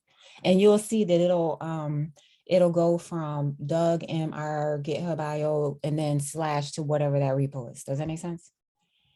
It's an I think extension of, so. yeah, it's like This is like what we did with Nathan, right? It is, yep, but this is just like another option for certain projects. Like you can't do it for everything. Karen, do you feel like I missed something? I could have better stated something on that. No, I don't think so. I mean, he's got what, 1, 2, 3, 6 or 7 repos right there. Yeah, But that's the one that you're gonna, that's the first one is the pages, right? That they did. yeah. It is, yeah, that's their portfolio. Yeah, that's what that is, the GitHub IO. Yeah. I'm not gonna be touching that. Like, we're literally just gonna dummy up something and deploy it, just so you can see how it works. Okay, before Does we that do make that, sense? yeah. Go ahead. Can we see your website with your She's so funny. like you have all these repos? I see you got the calculator up there already. You can't, you know what I'm saying? I want to see. I didn't put my, I just put the starting projects in there. Oh, that is so much fun. I put the website in the website. That's fun. No, I like that. Very nice, very nice. I like that. Oh yeah, see, that's nice. Mhm. Thank you. That's it. Okay. So do I start by making a new repo? Yeah. You know the steps? We want to say new. Yep, there's a new, go back real quick. Oh. Yeah, I just want you all to know that you usually have flexibility. So you know how you went over there, you clicked the thing, it came down, you scroll down, there's a new button right there. Yep. Are you doing this on the web or are you doing it on the desktop? This is GitHub, the website. Okay. Why? What I is- just was curious where he was doing it because you can also do it from GitHub desktop. You can create a new repo that way. You want to do it that, well, can we do No. this way and then go? Do I you just all- was okay, making it that you can do them both ways. Okay, okay. I'm not following where we went to new, and I've created a new one, but just so, Yeah, go to your site, go to your GitHub, right. and then Mine doesn't look like his. it's not green. You No. you got to go to repositories or like click your profile and Yeah, you have to be in your profile and then you should see new. You should usually see it in 2 places. He went from his, I think his homepage of his profile. So that's why his looks a little different. But as long as you're in your profile, then you should be able to look over to the right and you'll see your new button. He's just on a different page of his. Are you in a repository? Does yours look like this? I'm on a page that has my name and it has like follow and it has like a bunch of information. It says overview. You want to share your I gotta screen? I go. think, Yeah, okay, I'll share my screen or real click quick. on your, yeah, because I think you're just on a different view of it, but Let me see. So yeah, because I was in here. Yeah, this is all right. All right, so I'm And click in on- the. oh, okay, it says sign in though. Oh, well, that would help. Maybe that's why. It happens. That it would happens. help. Wait. Okay, Am so I yeah, this signing in? So then now we'll go over here to new. yeah, but don't go over there. Go over to this is like your homepage. So you see how you have those green dots over there, the green little squares? That's telling the rest of the world how active you are in your different repos. So the more you do, that whole thing is gonna light up. And you're gonna have certain parts that are like a vibrant green to let people know you're doing more in there, and what have you. Does that make sense? Yes. Yeah, okay. So now click on your name because whoever follows me will know how active I am in here. Yep. And if you all put your GitHub names into the stream channel, I'll follow all of you. So you have at least one follower. If you don't already have followers. Doug and Larry over here, they probably have a gaggle of followers already, but send me your stuff. I didn't even know there were GitHub followers. So you said do what now? Well, I wanted to check. If you click on your name, Right here or right Yeah, here? yep. Nope, down there. Was there under your picture? That's a nice picture. That's me at Myrtle Was Beach. there the option to click on your name? No, Oh, no, right here, no. no. It's not. And then click on your profile picture. I want to see if it takes us to a different, like, what does it do? That's just to change your, yeah, we don't want that. Okay, so never mind there. So click on repositories. That is, Oh, you mean like this? yeah, that's just to change your settings. You can just go back or Okay. click on, yeah, click on repositories in the top menu this time. Not over there, not over there. Go back to the middle, go to the top, see overview, repositories. Overview has a red line under it. Go, yep, Okay. click on that. Okay. and you see- Oh, okay, finally new. I Yeah. found the button. Yeah, but Okay. yours is still set up differently from his, but it could just be how you have it set up. But that's the button we were looking for. Okay, all right. Take Yeah. over, Doug. You want to drive, Christy, since you're, oh, No, no, I want to watch. okay.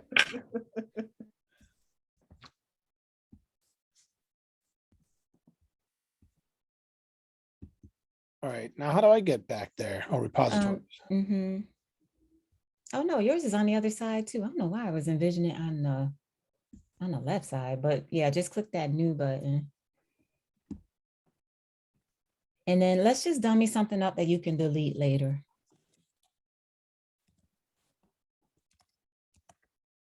Wonderful. Now here's a thing I wanted to talk about. There are certain things that is helpful for you to do when you build your repo. One of them is for you to put a description in. I know it says it is optional, but it just helps if you can add something in there. It helps the site to search your repos and connect people to you. It's just helpful for you to put that in.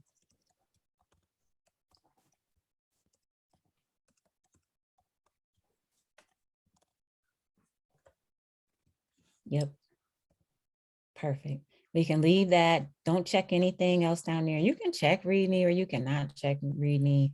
Was but it somebody told us we should always do a README? Yeah, there's a school of thought with some people, you should always do it. And then there's a school of thoughts with other people that you shouldn't. Since we're doing it from, I mean, you can, but you can also add it in later. And there are different things you would have to do, whether or not you check the button. So, go ahead and check it. And then if you wanted to, you could add in your Git Ignore, and there are usually different templates you can pick from. And you can also do your license, right, to protect your code, because it's your code. Even though it's open, you want people to look at it, you still, want to protect your stuff. What is Git Ignore? Git Ignore is where, say you're working on a file and you have certain stuff in it that you don't want to go to the repo or you don't want exposed, you can add it to your Git Ignore file. Like all your node packages. Definitely node packages because they're so big and bulky. Sometimes, like if you're doing a quick check and you're like, oh, let me just jump into my folder real quick, it'll generate this file that's called DS store. I like to put that in the Ignore file because I don't want to be pushing those. Like it's just silly to push those. So it's different stuff that, like if you have environmental variables or anything, you will probably get to that later on. Once you set up that stuff, you probably will be Git ignoring certain files so that stuff is not exposed. And So you tell it the type of file to ignore, or specifically the file itself? Both. You can say this specific file, and you can also say like a wildcard all like, I don't know, all node files. You can do that too. Yep. There's different ways you can do that. For now, we don't need it, but just know that that's there. And then again, like the license, just to, protect your work. So you can go ahead and, yep. I usually click MIT, and it's only because I searched something and it just said that that's like a general thing. I don't know if Karen has other thoughts about like licensing on your site or not. For little basic stuff that I'm doing, I don't even put a license on it. But if it's something that I really like, I want to deploy or create into an actual app, then I would probably put a license on it. But most of my practice stuff, I don't. Yeah, and it's I don't think it really, like, no one's really pirating other folks' code, but that's the whole concept behind GitHub and these kind of like open source type things, is that you're sharing code anyway. So even if they didn't like copy it or whatever, they could like make notes or whatever, whatever about it. So it's not like a huge thing. Go ahead and click create repository. It's not a huge thing now. If you're doing a big project and you want to protect yourself, then do the research you need to put a license on your stuff. I'll say that. So now that we have this, can you go, you see where it says about? On the right-hand side, it has the green code button. Next to that is the gear. Can you click on the gear? So you see how you have your description? You could also add a website. I recommend you always add in topics. So in addition to your description, you would go in there and you would say, like, I don't know, practice space. Excuse me. Oh, okay. Is HTML a topic? Yep. So you just want to be specific to whatever you're doing for this particular project, right? Because it's helping the internet and other folks to search you. Okay. So I always like to do that also. So go ahead and you can, once you're done, you can save that. Then let's go to settings. That's just off tangent from about. And in here, if you look down, you see where it says social preview. So scroll up some so you can see the bottom. I like to add an image in here. So like for your site where you're building the theater, the website for the theater, you can take a screenshot of that and then add it in here. And that's what people would see when they see, when they come to your site on the internet. It's just a nice little polish to what you're doing. Yeah, on the previous screen where I think it was right above topics where it said website, and it had the path there. What was that website? Well, let's go back. Let's look at it again. Let's go back to about. All right, here. Yep. And see how it, you see right now? Oh, it's just the URL of where the repository is. Yes, but remember when I said when you deploy from GitHub Pages, a project site is an extension of your personal site? You can see, you can literally see that in this, right? So when this is deployed, it's gonna, your path is gonna be, it's gonna go from your portfolio site, your GitHub IO. Oh, it's gonna say / and then it's gonna be your dummy site. Okay. It's a, I think that's a really nice finish because then people can visit 2 of your sites at once, right? They can go and they can see your portfolio, or they can just go to this site. Like, it's just a nice feature, I think, that GitHub does for you. So that HTTPS, you can share that with someone and they can actually click on that and it would take them to a website that would show them your repo. Yeah, that is his repo. It's gonna, all this is telling you is that once this, because you see how it's inactive, once this is deployed, once it's active, it's gonna be an extension from your portfolio site. So when you get this, DougRusin.com/dummy repository. Yep, that's exactly where it's going to take them. But if for some reason they're on that dummy repository and they want to see your portfolio, they can just click on that part of the URL and it's going to take them to your portfolio. Is this making sense? So it basically is a second website in addition to your domain name. Exactly. It's using your domain name, your custom domain, as the path to your new repo. It just so happens that you can access your personal site in addition to this new repo. Does that make sense? Yes. Yeah. I think it does. That's part of what was causing my confusion too now, because I could see my same name / my GitHub / that same name. Yeah, so if you had Christy something / Christy, so it can get confusing. Yep. That's what I was, and I put all of that in Namecheap. I copied and pasted all of it in Namecheap instead of just my GitHub name, and that's why it wasn't working. Because I saw it and I'm like, oh, okay, this must be what I need to use. So I was overthinking. Yeah, that's what it was. Okay. Yeah, no, so whatever you use, like technically he's just Doug MR, right? But because he has it on GitHub, it added the GitHub IO. So now that becomes your official path, and then it just extends from there. So you can now do 20, 30 different repos, and they're all going to start with that first basic path and then extend to whatever that particular repo is. But then that's 20 different websites. You can have as many as you want. I have a bunch of them. Okay. Yeah, once I realized it was that simple, I was like, oh, I went through and deployed everything that was done that could show, like my dev calculator. I called it dev calc. I just went ahead and deployed it and all of that. So yeah. Max. Oh yeah, Max said for you to show us that. Your calculator, yes. My calculator? Why? Yeah, Yes, because you you did a good decorate job. well. Oh, thank Yeah, you. I said it looks real nice. It is, but I'm on a computer that doesn't have my custom fonts. So it's gonna look real plain. I mean, I can show it if you want to see it, but it's gonna look real plain if I do. Okay. Yeah, let's see it.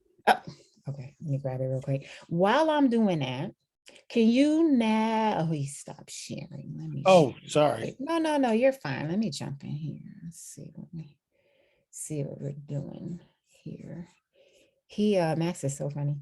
I don't know if he told y'all, but I would not let him go. I was like, nope, my goal is to be a Max. And as such, I have to be around Max. So he's actually been tutoring me since I graduated. Let's see here. GitHub. See, I'm not as active as I had been, but this is what happens with time, is it'll just start building out for you. And then here's my dev calc.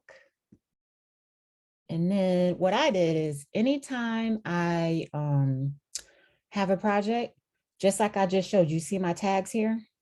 I always put tags. Can you see it? Can you go a little full screen, my screen? Really? Oh, yeah, hold on. My screen is super long, so I'll just try to make it bigger. Okay, no problem. That's good. Okay. So I always have the and you see up here, Latonia Matrice DevCap, it's just an extension.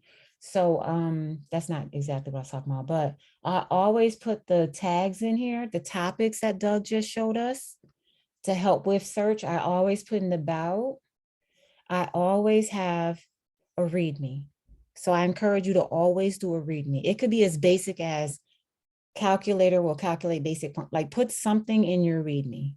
And then you can see here, I always link to my official deploy of that project, right? And then like I said before, I mentioned this to Strong J, I always put my pronunciation. And for my first set, I just like to put a little backstory so people know where I came from. But when you go to, not here, settings, I need to go to settings. And then this is my preview image we just talked about. So I just took a screenshot. This is what it's supposed to look like. See, aren't those numbers pretty? Yeah. Nobody is like shaking their head. These numbers are pretty. But then when you go to pages, you can see my site is deployed, right? And you click on it and it's not going to have my custom fonts. Oh, why does it have my custom fonts on this computer? So at any rate, that's what it's supposed to look like. And it does work. Boom. And did you see my my leading zero? Isn't that fun? Nice. Have a zero and then say go away, right? So how did you make it so that the leading zero is so big and I styled it. You would just go into your CSS. I probably put a I haven't so put whenever the- you clear, you like change the class of the top display. State that again differently. So if all the numbers are in the little top div, Uh-huh. but the zero is much bigger than the other numbers, when you for us, I think when you hit clear, it makes the zero. Mhm. So when you clear, do you change the class, the CSS class for that? Okay, yeah. So Like- I basically styled, and I'm trying to see, this is the font Madrone. That's how it's those fat letters with the tails on them. And then is this not showing us? So this must have been, yeah, this must have been for the whole page. So I wonder if I did an inline style. Let me just check this real quick. This is my leading 0. Yeah, you see here, I have an inline style. And I just said the Mhm. size should be 125%. I just bumped it up. Yep. So that's all I did. And I'm pretty sure this is all what you all did, right? You just went through and you set up all of your different buttons. I wanted to use UTFs. So I use the actual code instead of putting the image. Does that make sense? Like you can put a + image, or you can actually go and get the UTF code. Remember we talked about the HTML and how it was pulling in that meta for the UTF content? That's what that's helping you to be able to do that. Yep, so that's all that is. And actually with that was the part I wanted to show you all as far as the repo for that. So that's all set. So now, Doug, do you mind sharing again? So you can walk us through. We did the, we're getting short on time, and I kind of wanted to get to the other stuff too. So Doug, if you don't mind sharing yours, do you mind going through the terminal, how you would clone a repo? You're gonna walk me through it? I am, yeah, super Okay. easy. Oh yeah. Would you say Command L is Command L, yeah, try, oh no, control, try control. Oh, there we go. There you go, yeah. Yep, so now let's go back to your repo and let's close out the like miscellaneous stuff. Yeah, let's save that. And then let's go to the code button. This is super easy. We're at HTTP, yep, so just copy it. Let's go back to your terminal. And now let's do a PWD. Where are we? We actually can see where we are, but let's just do it anyway. Okay, so we know we're at movie seating selector. Okay, so he just did CD and he did ... That means go up a level, right? He's Yeah, just saying, back take up. me up a level. Okay, so do a LS so we can see what's in there.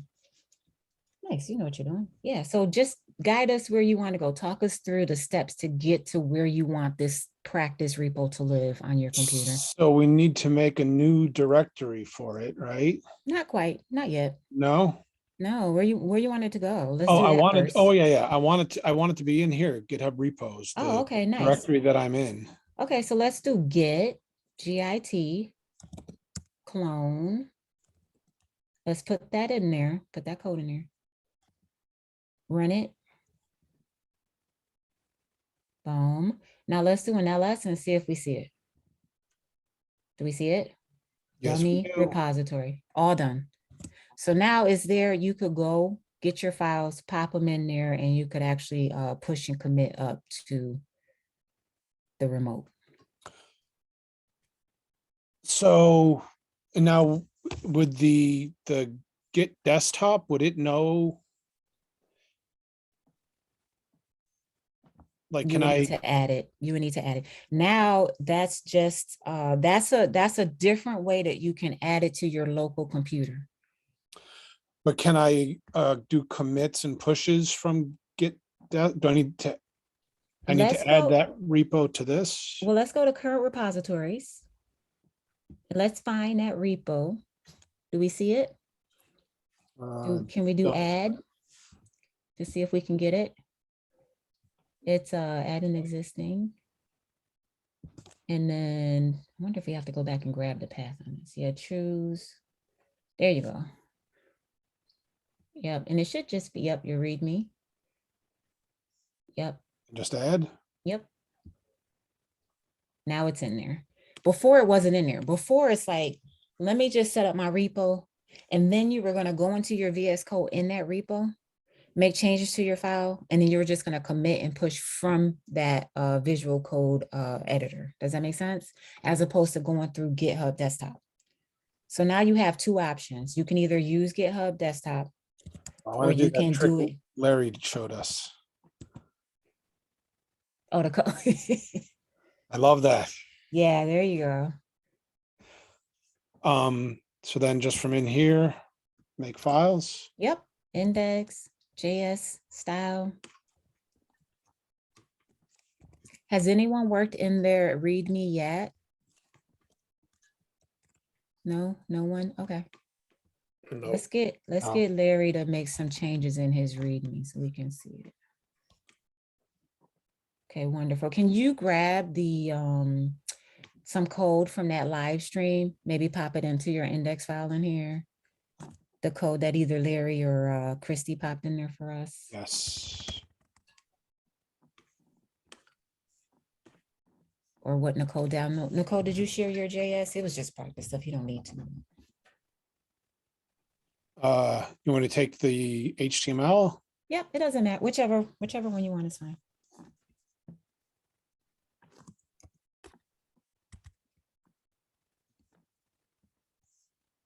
Yep, just so we have something in there. And that's interesting. Did you set this up or did it populate this for you? I did the Oh, execute. well, okay. I just didn't see. So delete all that. Because it's gonna, here you go. Go ahead and save that. Or click out. Did you set up the autosave? Because we can test I did that. not. Okay. And then so that's good. So now let's go to let's do the Command B, boy, to open the side window up. Click on your README. Okay. And then you can Command B so we can get some more space in here. And then can you just do Command plus sign to make it a little bit bigger? There you go. Yeah. So this is what's in your repo right now.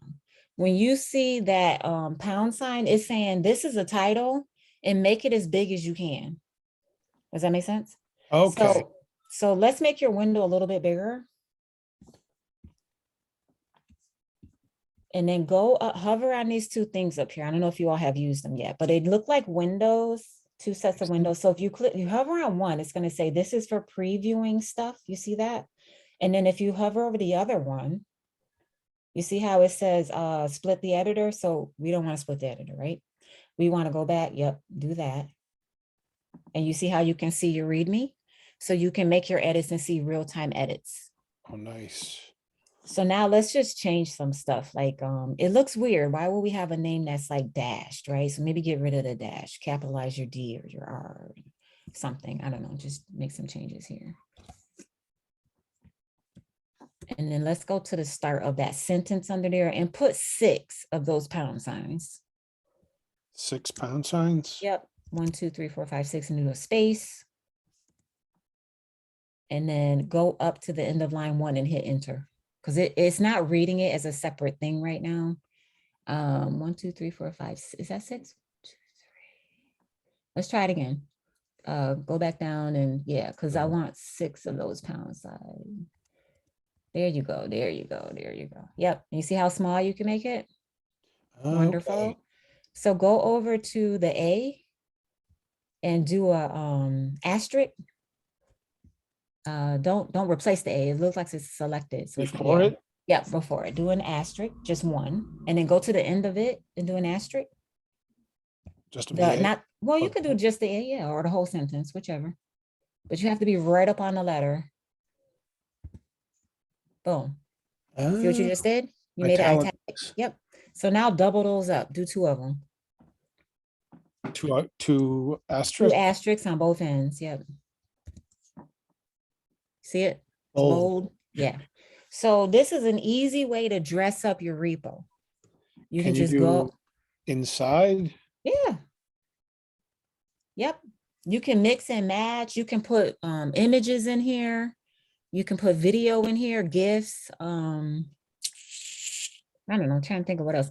Karen, do you have any suggestions? Like what do you do with your READMEs? No, I mean, I haven't really dressed any of mine up. At this point, it's just, why did you build the project? What would you do next? What did you learn from the project? How does it work? And what's the stack in it? Yeah, those are exactly what you want to know.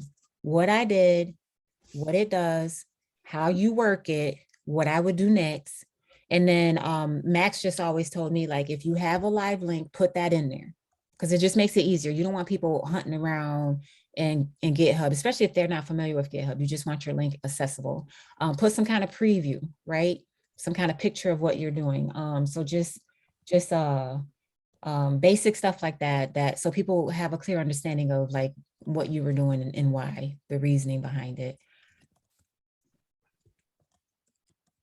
So similar to what we did for our portfolio, the way we did the picture and then we did a little Exactly. Yep. Yep, exactly. And then in here, like the spacing doesn't necessarily count all the time. And there's ways for you to like add code and then you can put special characters around it. So it reads it, like it shows it, it sets it apart as code. But this is Markdown. It's called Markdown. So now, Doug, you know another language. This is another way to communicate. Pound signs and asterisks. Yeah, I mean, but it's more than that. Like I would just Google, you Mhm. know, Markdown, like whatever you want to do. You want to list, like go to the beginning of your line 7 and do a dash and then do a space. And then you see how I made a dot on the other screen? Yeah. Now I go to the can't end of get to it and do enter and then do a dash dash and tab. I think it's dash dash tab, or it might be. Try, oh, you know what, we need a break. Go up to line 7. This is like a really literal thing. Like you have to like tell it to do stuff. Like it's not going to give you a new line because you put a new line in. You have to tell it. So do a bracket, open your bracket up and do BR and then close your bracket. Which kind of bracket? Your angle bracket. Yep, and then do BR. And then It knows may- HTML.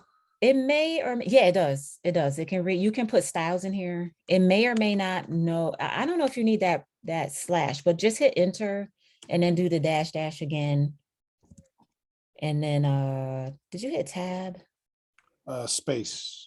Dash dash space. Okay, well, it should be giving you like a box or something, but it's not doing it. It's fine. But oh no, you know what it would do is it would give you another circle, but it would be a hollowed circle. So it's like establishing a hierarchy for you. So try the yeah, take the second dash off, like try it again with just one dash, but indent it. So go to the beginning. Yeah, do that.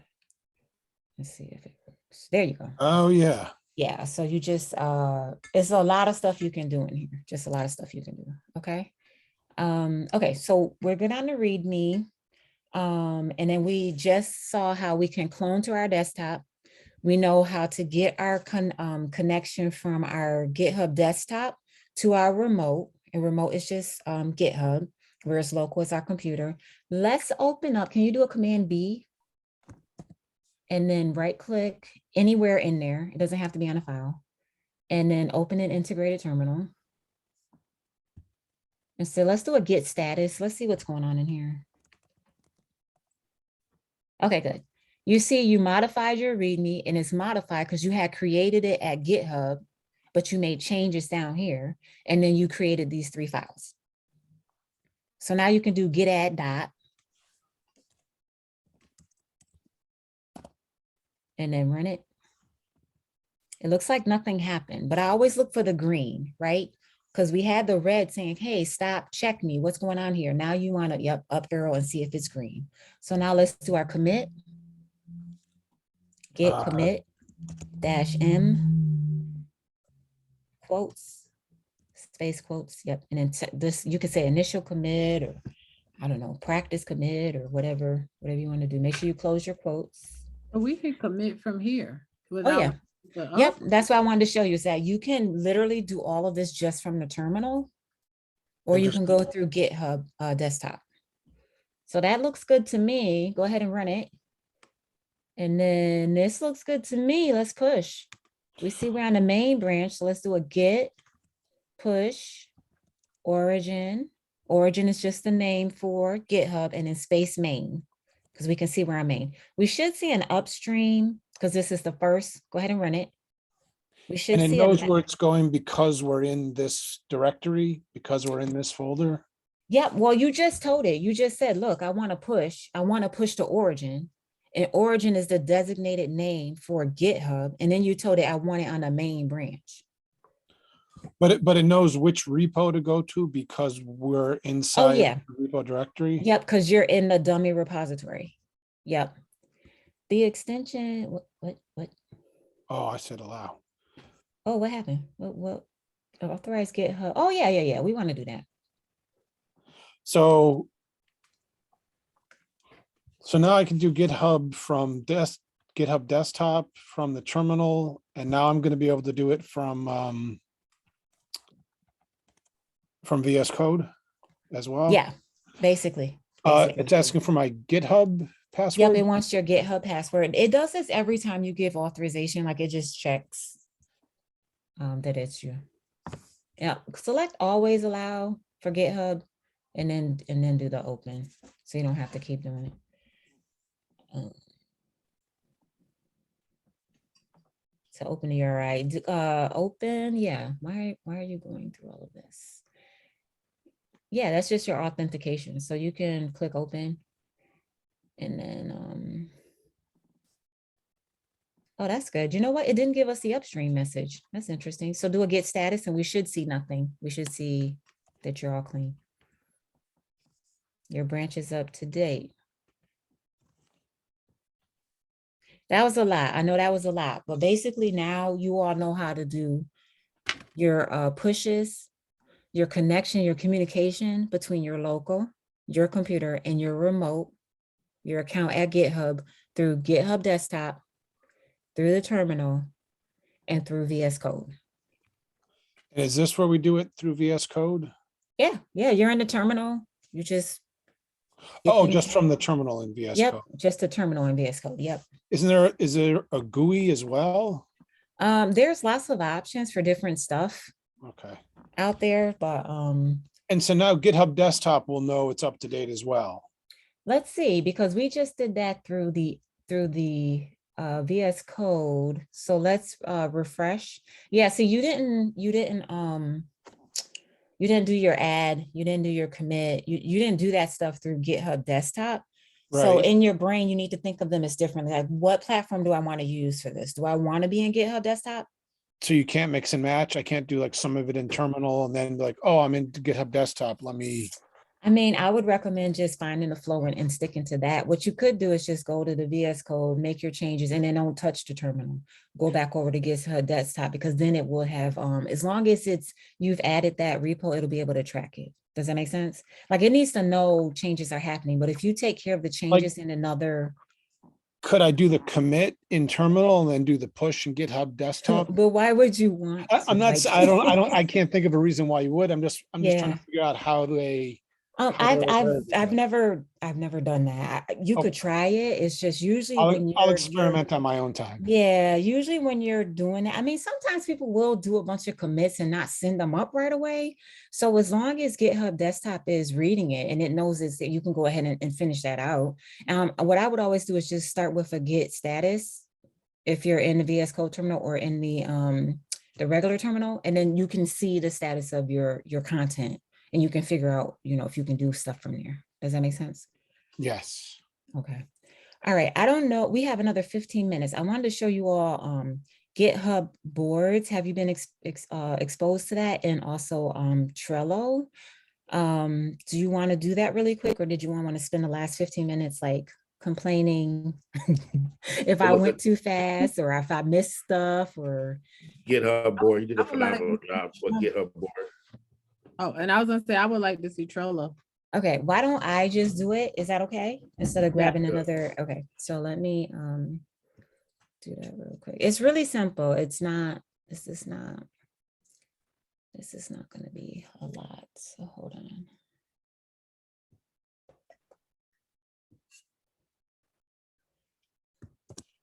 Maybe you should come to office hours and so you can show us tricks. Tricks? What tricks? Well, all these little things, because they're very helpful. It's so much. There's really so much. But if I can make it to office hours, I certainly will try. So here you see, this is just our welcome screen or whatever, right? So I'm just gonna go to projects. I'm gonna show you the basic. There's a lot of stuff you can do in here. You can set up templates and all that kind of stuff. Don't worry about that right now. So we want to say we want a new project. And then I don't want the beta. I just want the regular. You can pick beta, but it's in the test phase, so just pick the regular one. We're just gonna name it. We're just gonna say practice board. Put something in. Practicing. Over here. And then, like I said, you can pick a template. Let's just leave it. It's private. I'm gonna set it to public. And then this is where, if you're working in a team, you can set a repository to the project board so it tracks changes that are happening. I'm going to leave it blank for now. Create the board. So now it just wants me to start building stuff out. So I'm going to say, go ahead and give me a column. This is just test stuff. And then I'll just say, go ahead. I have a column. Can I have a card? This is from another project I was doing, a team project. You can see we had a lot of cards, and we would just take turns. We would have a meeting and say, we need to do X, Y, Z. We would make a card for it. I would assign it to myself, and then we would go from there. So I have a question. yeah, So go would ahead. it be better to like set up my capstone like information, like what I want to do next on there instead of Trello? I think they're both equally the same. Trello is just prettier. Trello has more functionality. It tends, I mean, I wouldn't say it's necessarily more accessible. It's just that not everybody, like if you're not in the tech world, GitHub boards is not going to be something you want to kind of go to. You know what I mean? I actually recommend Trello. I tend to, now that I have been using this, like I prefer to do both. I prefer to do this for strictly code things that need to happen. And I like to go to Trello for like maybe team management, or you know, just kind of like other fringe elements of building out a project. I think they can complement each other is what I'm trying to say. Like you don't have to use one versus the other, but you can definitely do a lot of fun stuff in Trello, add videos, images, and all that kind of stuff. Okay, thank you. Yeah, you're welcome. So why, I didn't want that card. Can somebody help me here? Let's see here. Add a note. Do stuff. But that's a note. That's, oh, that is what is that what I wanted? Yeah, why is it not working? Anybody know? Larry, Doug? Added by me. Maybe add a column first. I don't know. Yeah, that's not, this is not, I added a column. This is my column. And I just need to get my copy card link. Oh, is this my column? Oh, you know what? I'm looking at it wrong. Hold on. More stuff done. Let's see. Yeah, I was just looking at it wrong. I'm sorry. This is the column. I was looking over here. So that's all you would do is just go through it and build stuff out. You know, it's just easy for that. And then if you have a Trello board, that must mean other folks have a Trello board. Anybody else? Yeah, we all do. Okay. Yeah, I have one. Nice. Okay. So yeah, GitHub boards is just another option you can use for project management. You certainly don't have to make your life harder by doing both, but you know, you certainly could use it to expand just your experience, because then you could say, no, I have experience with that, or, you know, if you want to fine tune what you're doing. All right, so that was that. I'm going to cut it there because we have 10 minutes. That way, if there's any questions or concerns or just feedback how I could be better at doing this next time. Just Can you anything. show us Trello? Can you show us your Trello? Oh yeah, my Trello. You want my Trello or just I any thought you were Trello? going to show us about, I thought you were going to tell us about Trello. Oh, I was, but I thought someone said you all had Trello, so I didn't want to. We have, but for those of us that are Sorry, I didn't mean to assume anything. Here's a couple boards I have. This is a project, Underdog, the Underdog Devs community. This is a project we're doing to work on the website. So we have a board. This is a team project that I did, you know, that we went through and just set stuff up, put our team in here. User stories. You heard of user stories where you just kind of talk about like, I guess it's like why, like the purpose, like what problem are you fixing, that kind of thing. It's the user story. So that's Trello. I mean, once you just go in and you just pick a board, and then you know, you can just customize it however you want. So if you just want colors, if you want to get a theme, if you pick a theme, they'll usually come with a whole set of cards and columns, and then you can go in and edit them if you don't like the titles for the columns.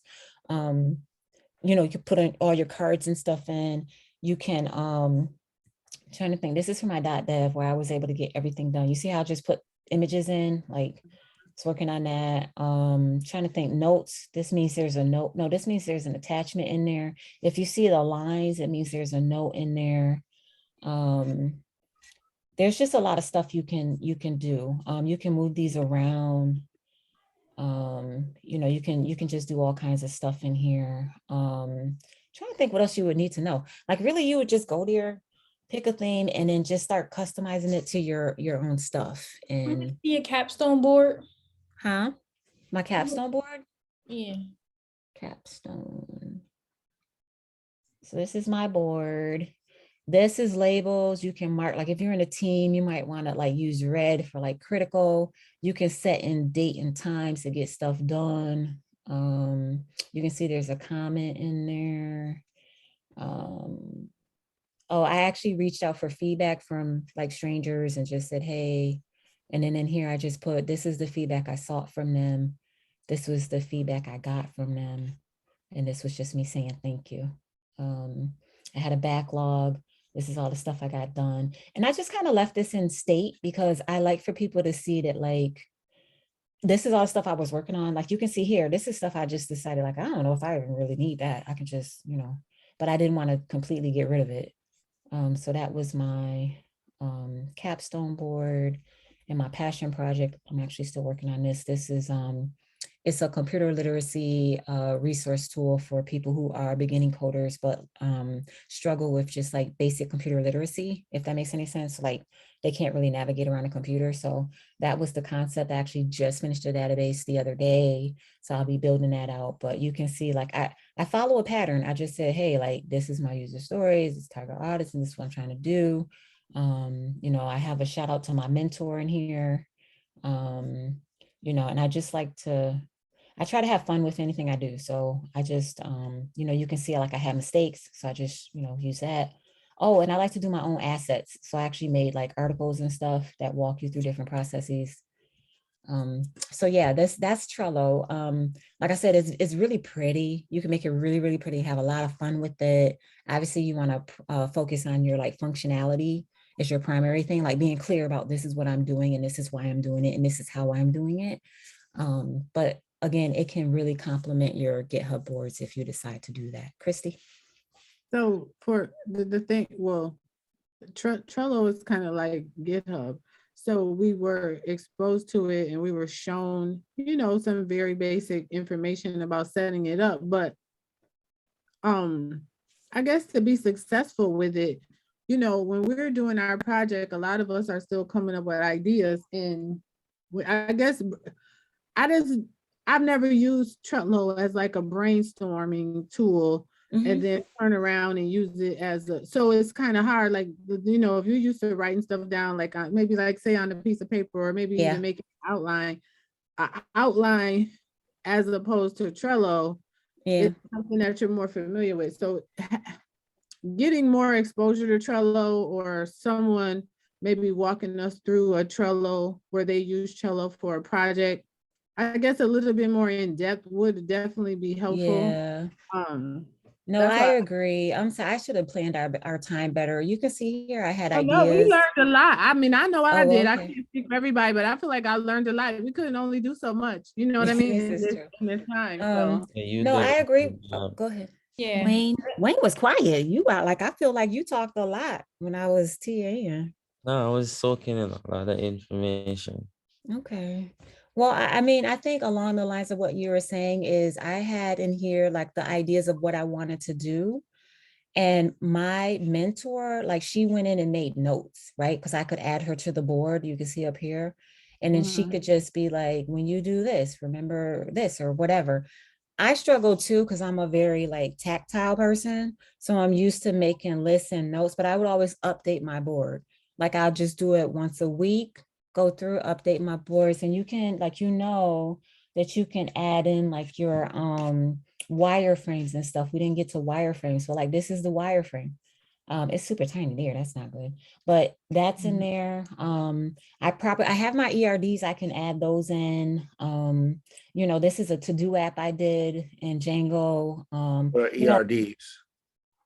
Entity relational database diagram. Okay. It's where like if you're doing a database and you're saying I need a table for users, then you would set up your ERD for users and it would say, what do I need from the users? Like what attributes do I need, right? I'm probably going to need a name. I'm probably going to have an ID for them. You know, just whatever you're going to need. So that's that piece of your ERD, of your database. And then you will build it out. How does that relate to them accessing their account? Right? Going back to the movie theater example, you have a user, they want to access their account, you connect those tables and different stuff like that. So I know that's kind of like, I'm like rushing trying to say stuff, but there's just a lot more to it. And I was hoping by today that you all would just kind of get like a foundation for like the different parts of it. And then just use your own strengths around how you make that work for you. Right? So that's it. Yeah, I can't really think of anything else, but any other questions? No, Nicole is like, no, if I have to hear you again today, I'm gonna scream. All right, well, thank you, everybody. Thanks to everybody who showed up, who asked a question, who volunteered, who just stayed on the line. I have one question. Do you have a Calendly so we could get some time? I don't, but you can DM me and we can get some time. Okay, great. Yeah, anybody, you can just send me a message and we can set something up. Okay. Oh, we definitely, I know I do. I definitely appreciate you today and definitely appreciate your energy and all your information that you shared with us. Okay, you're Yeah, welcome. great Thank job. you, Thank you. Latoya. Yeah, I'm so sorry about my head wrap. I was trying something new this weekend.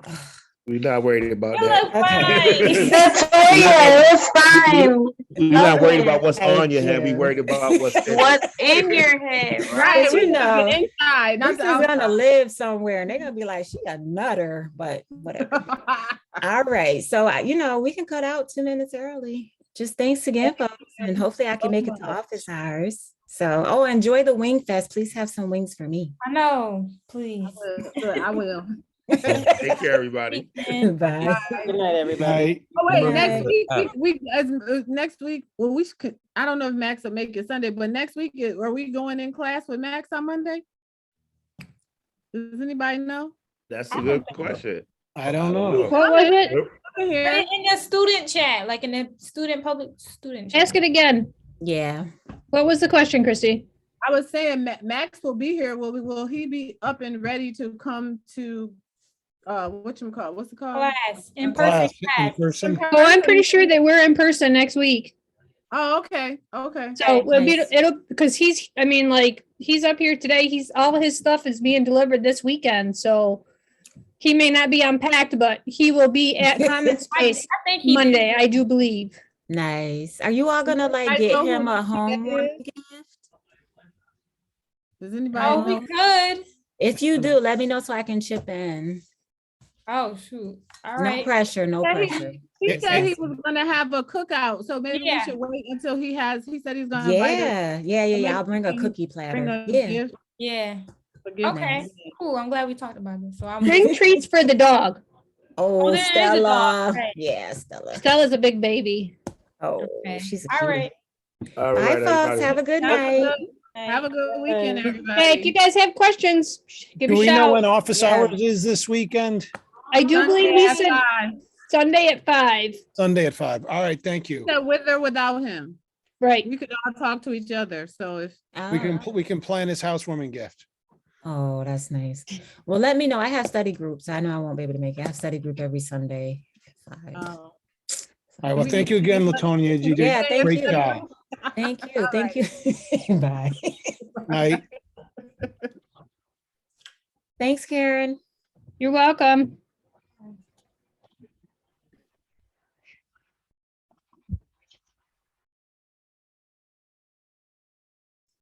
Okay.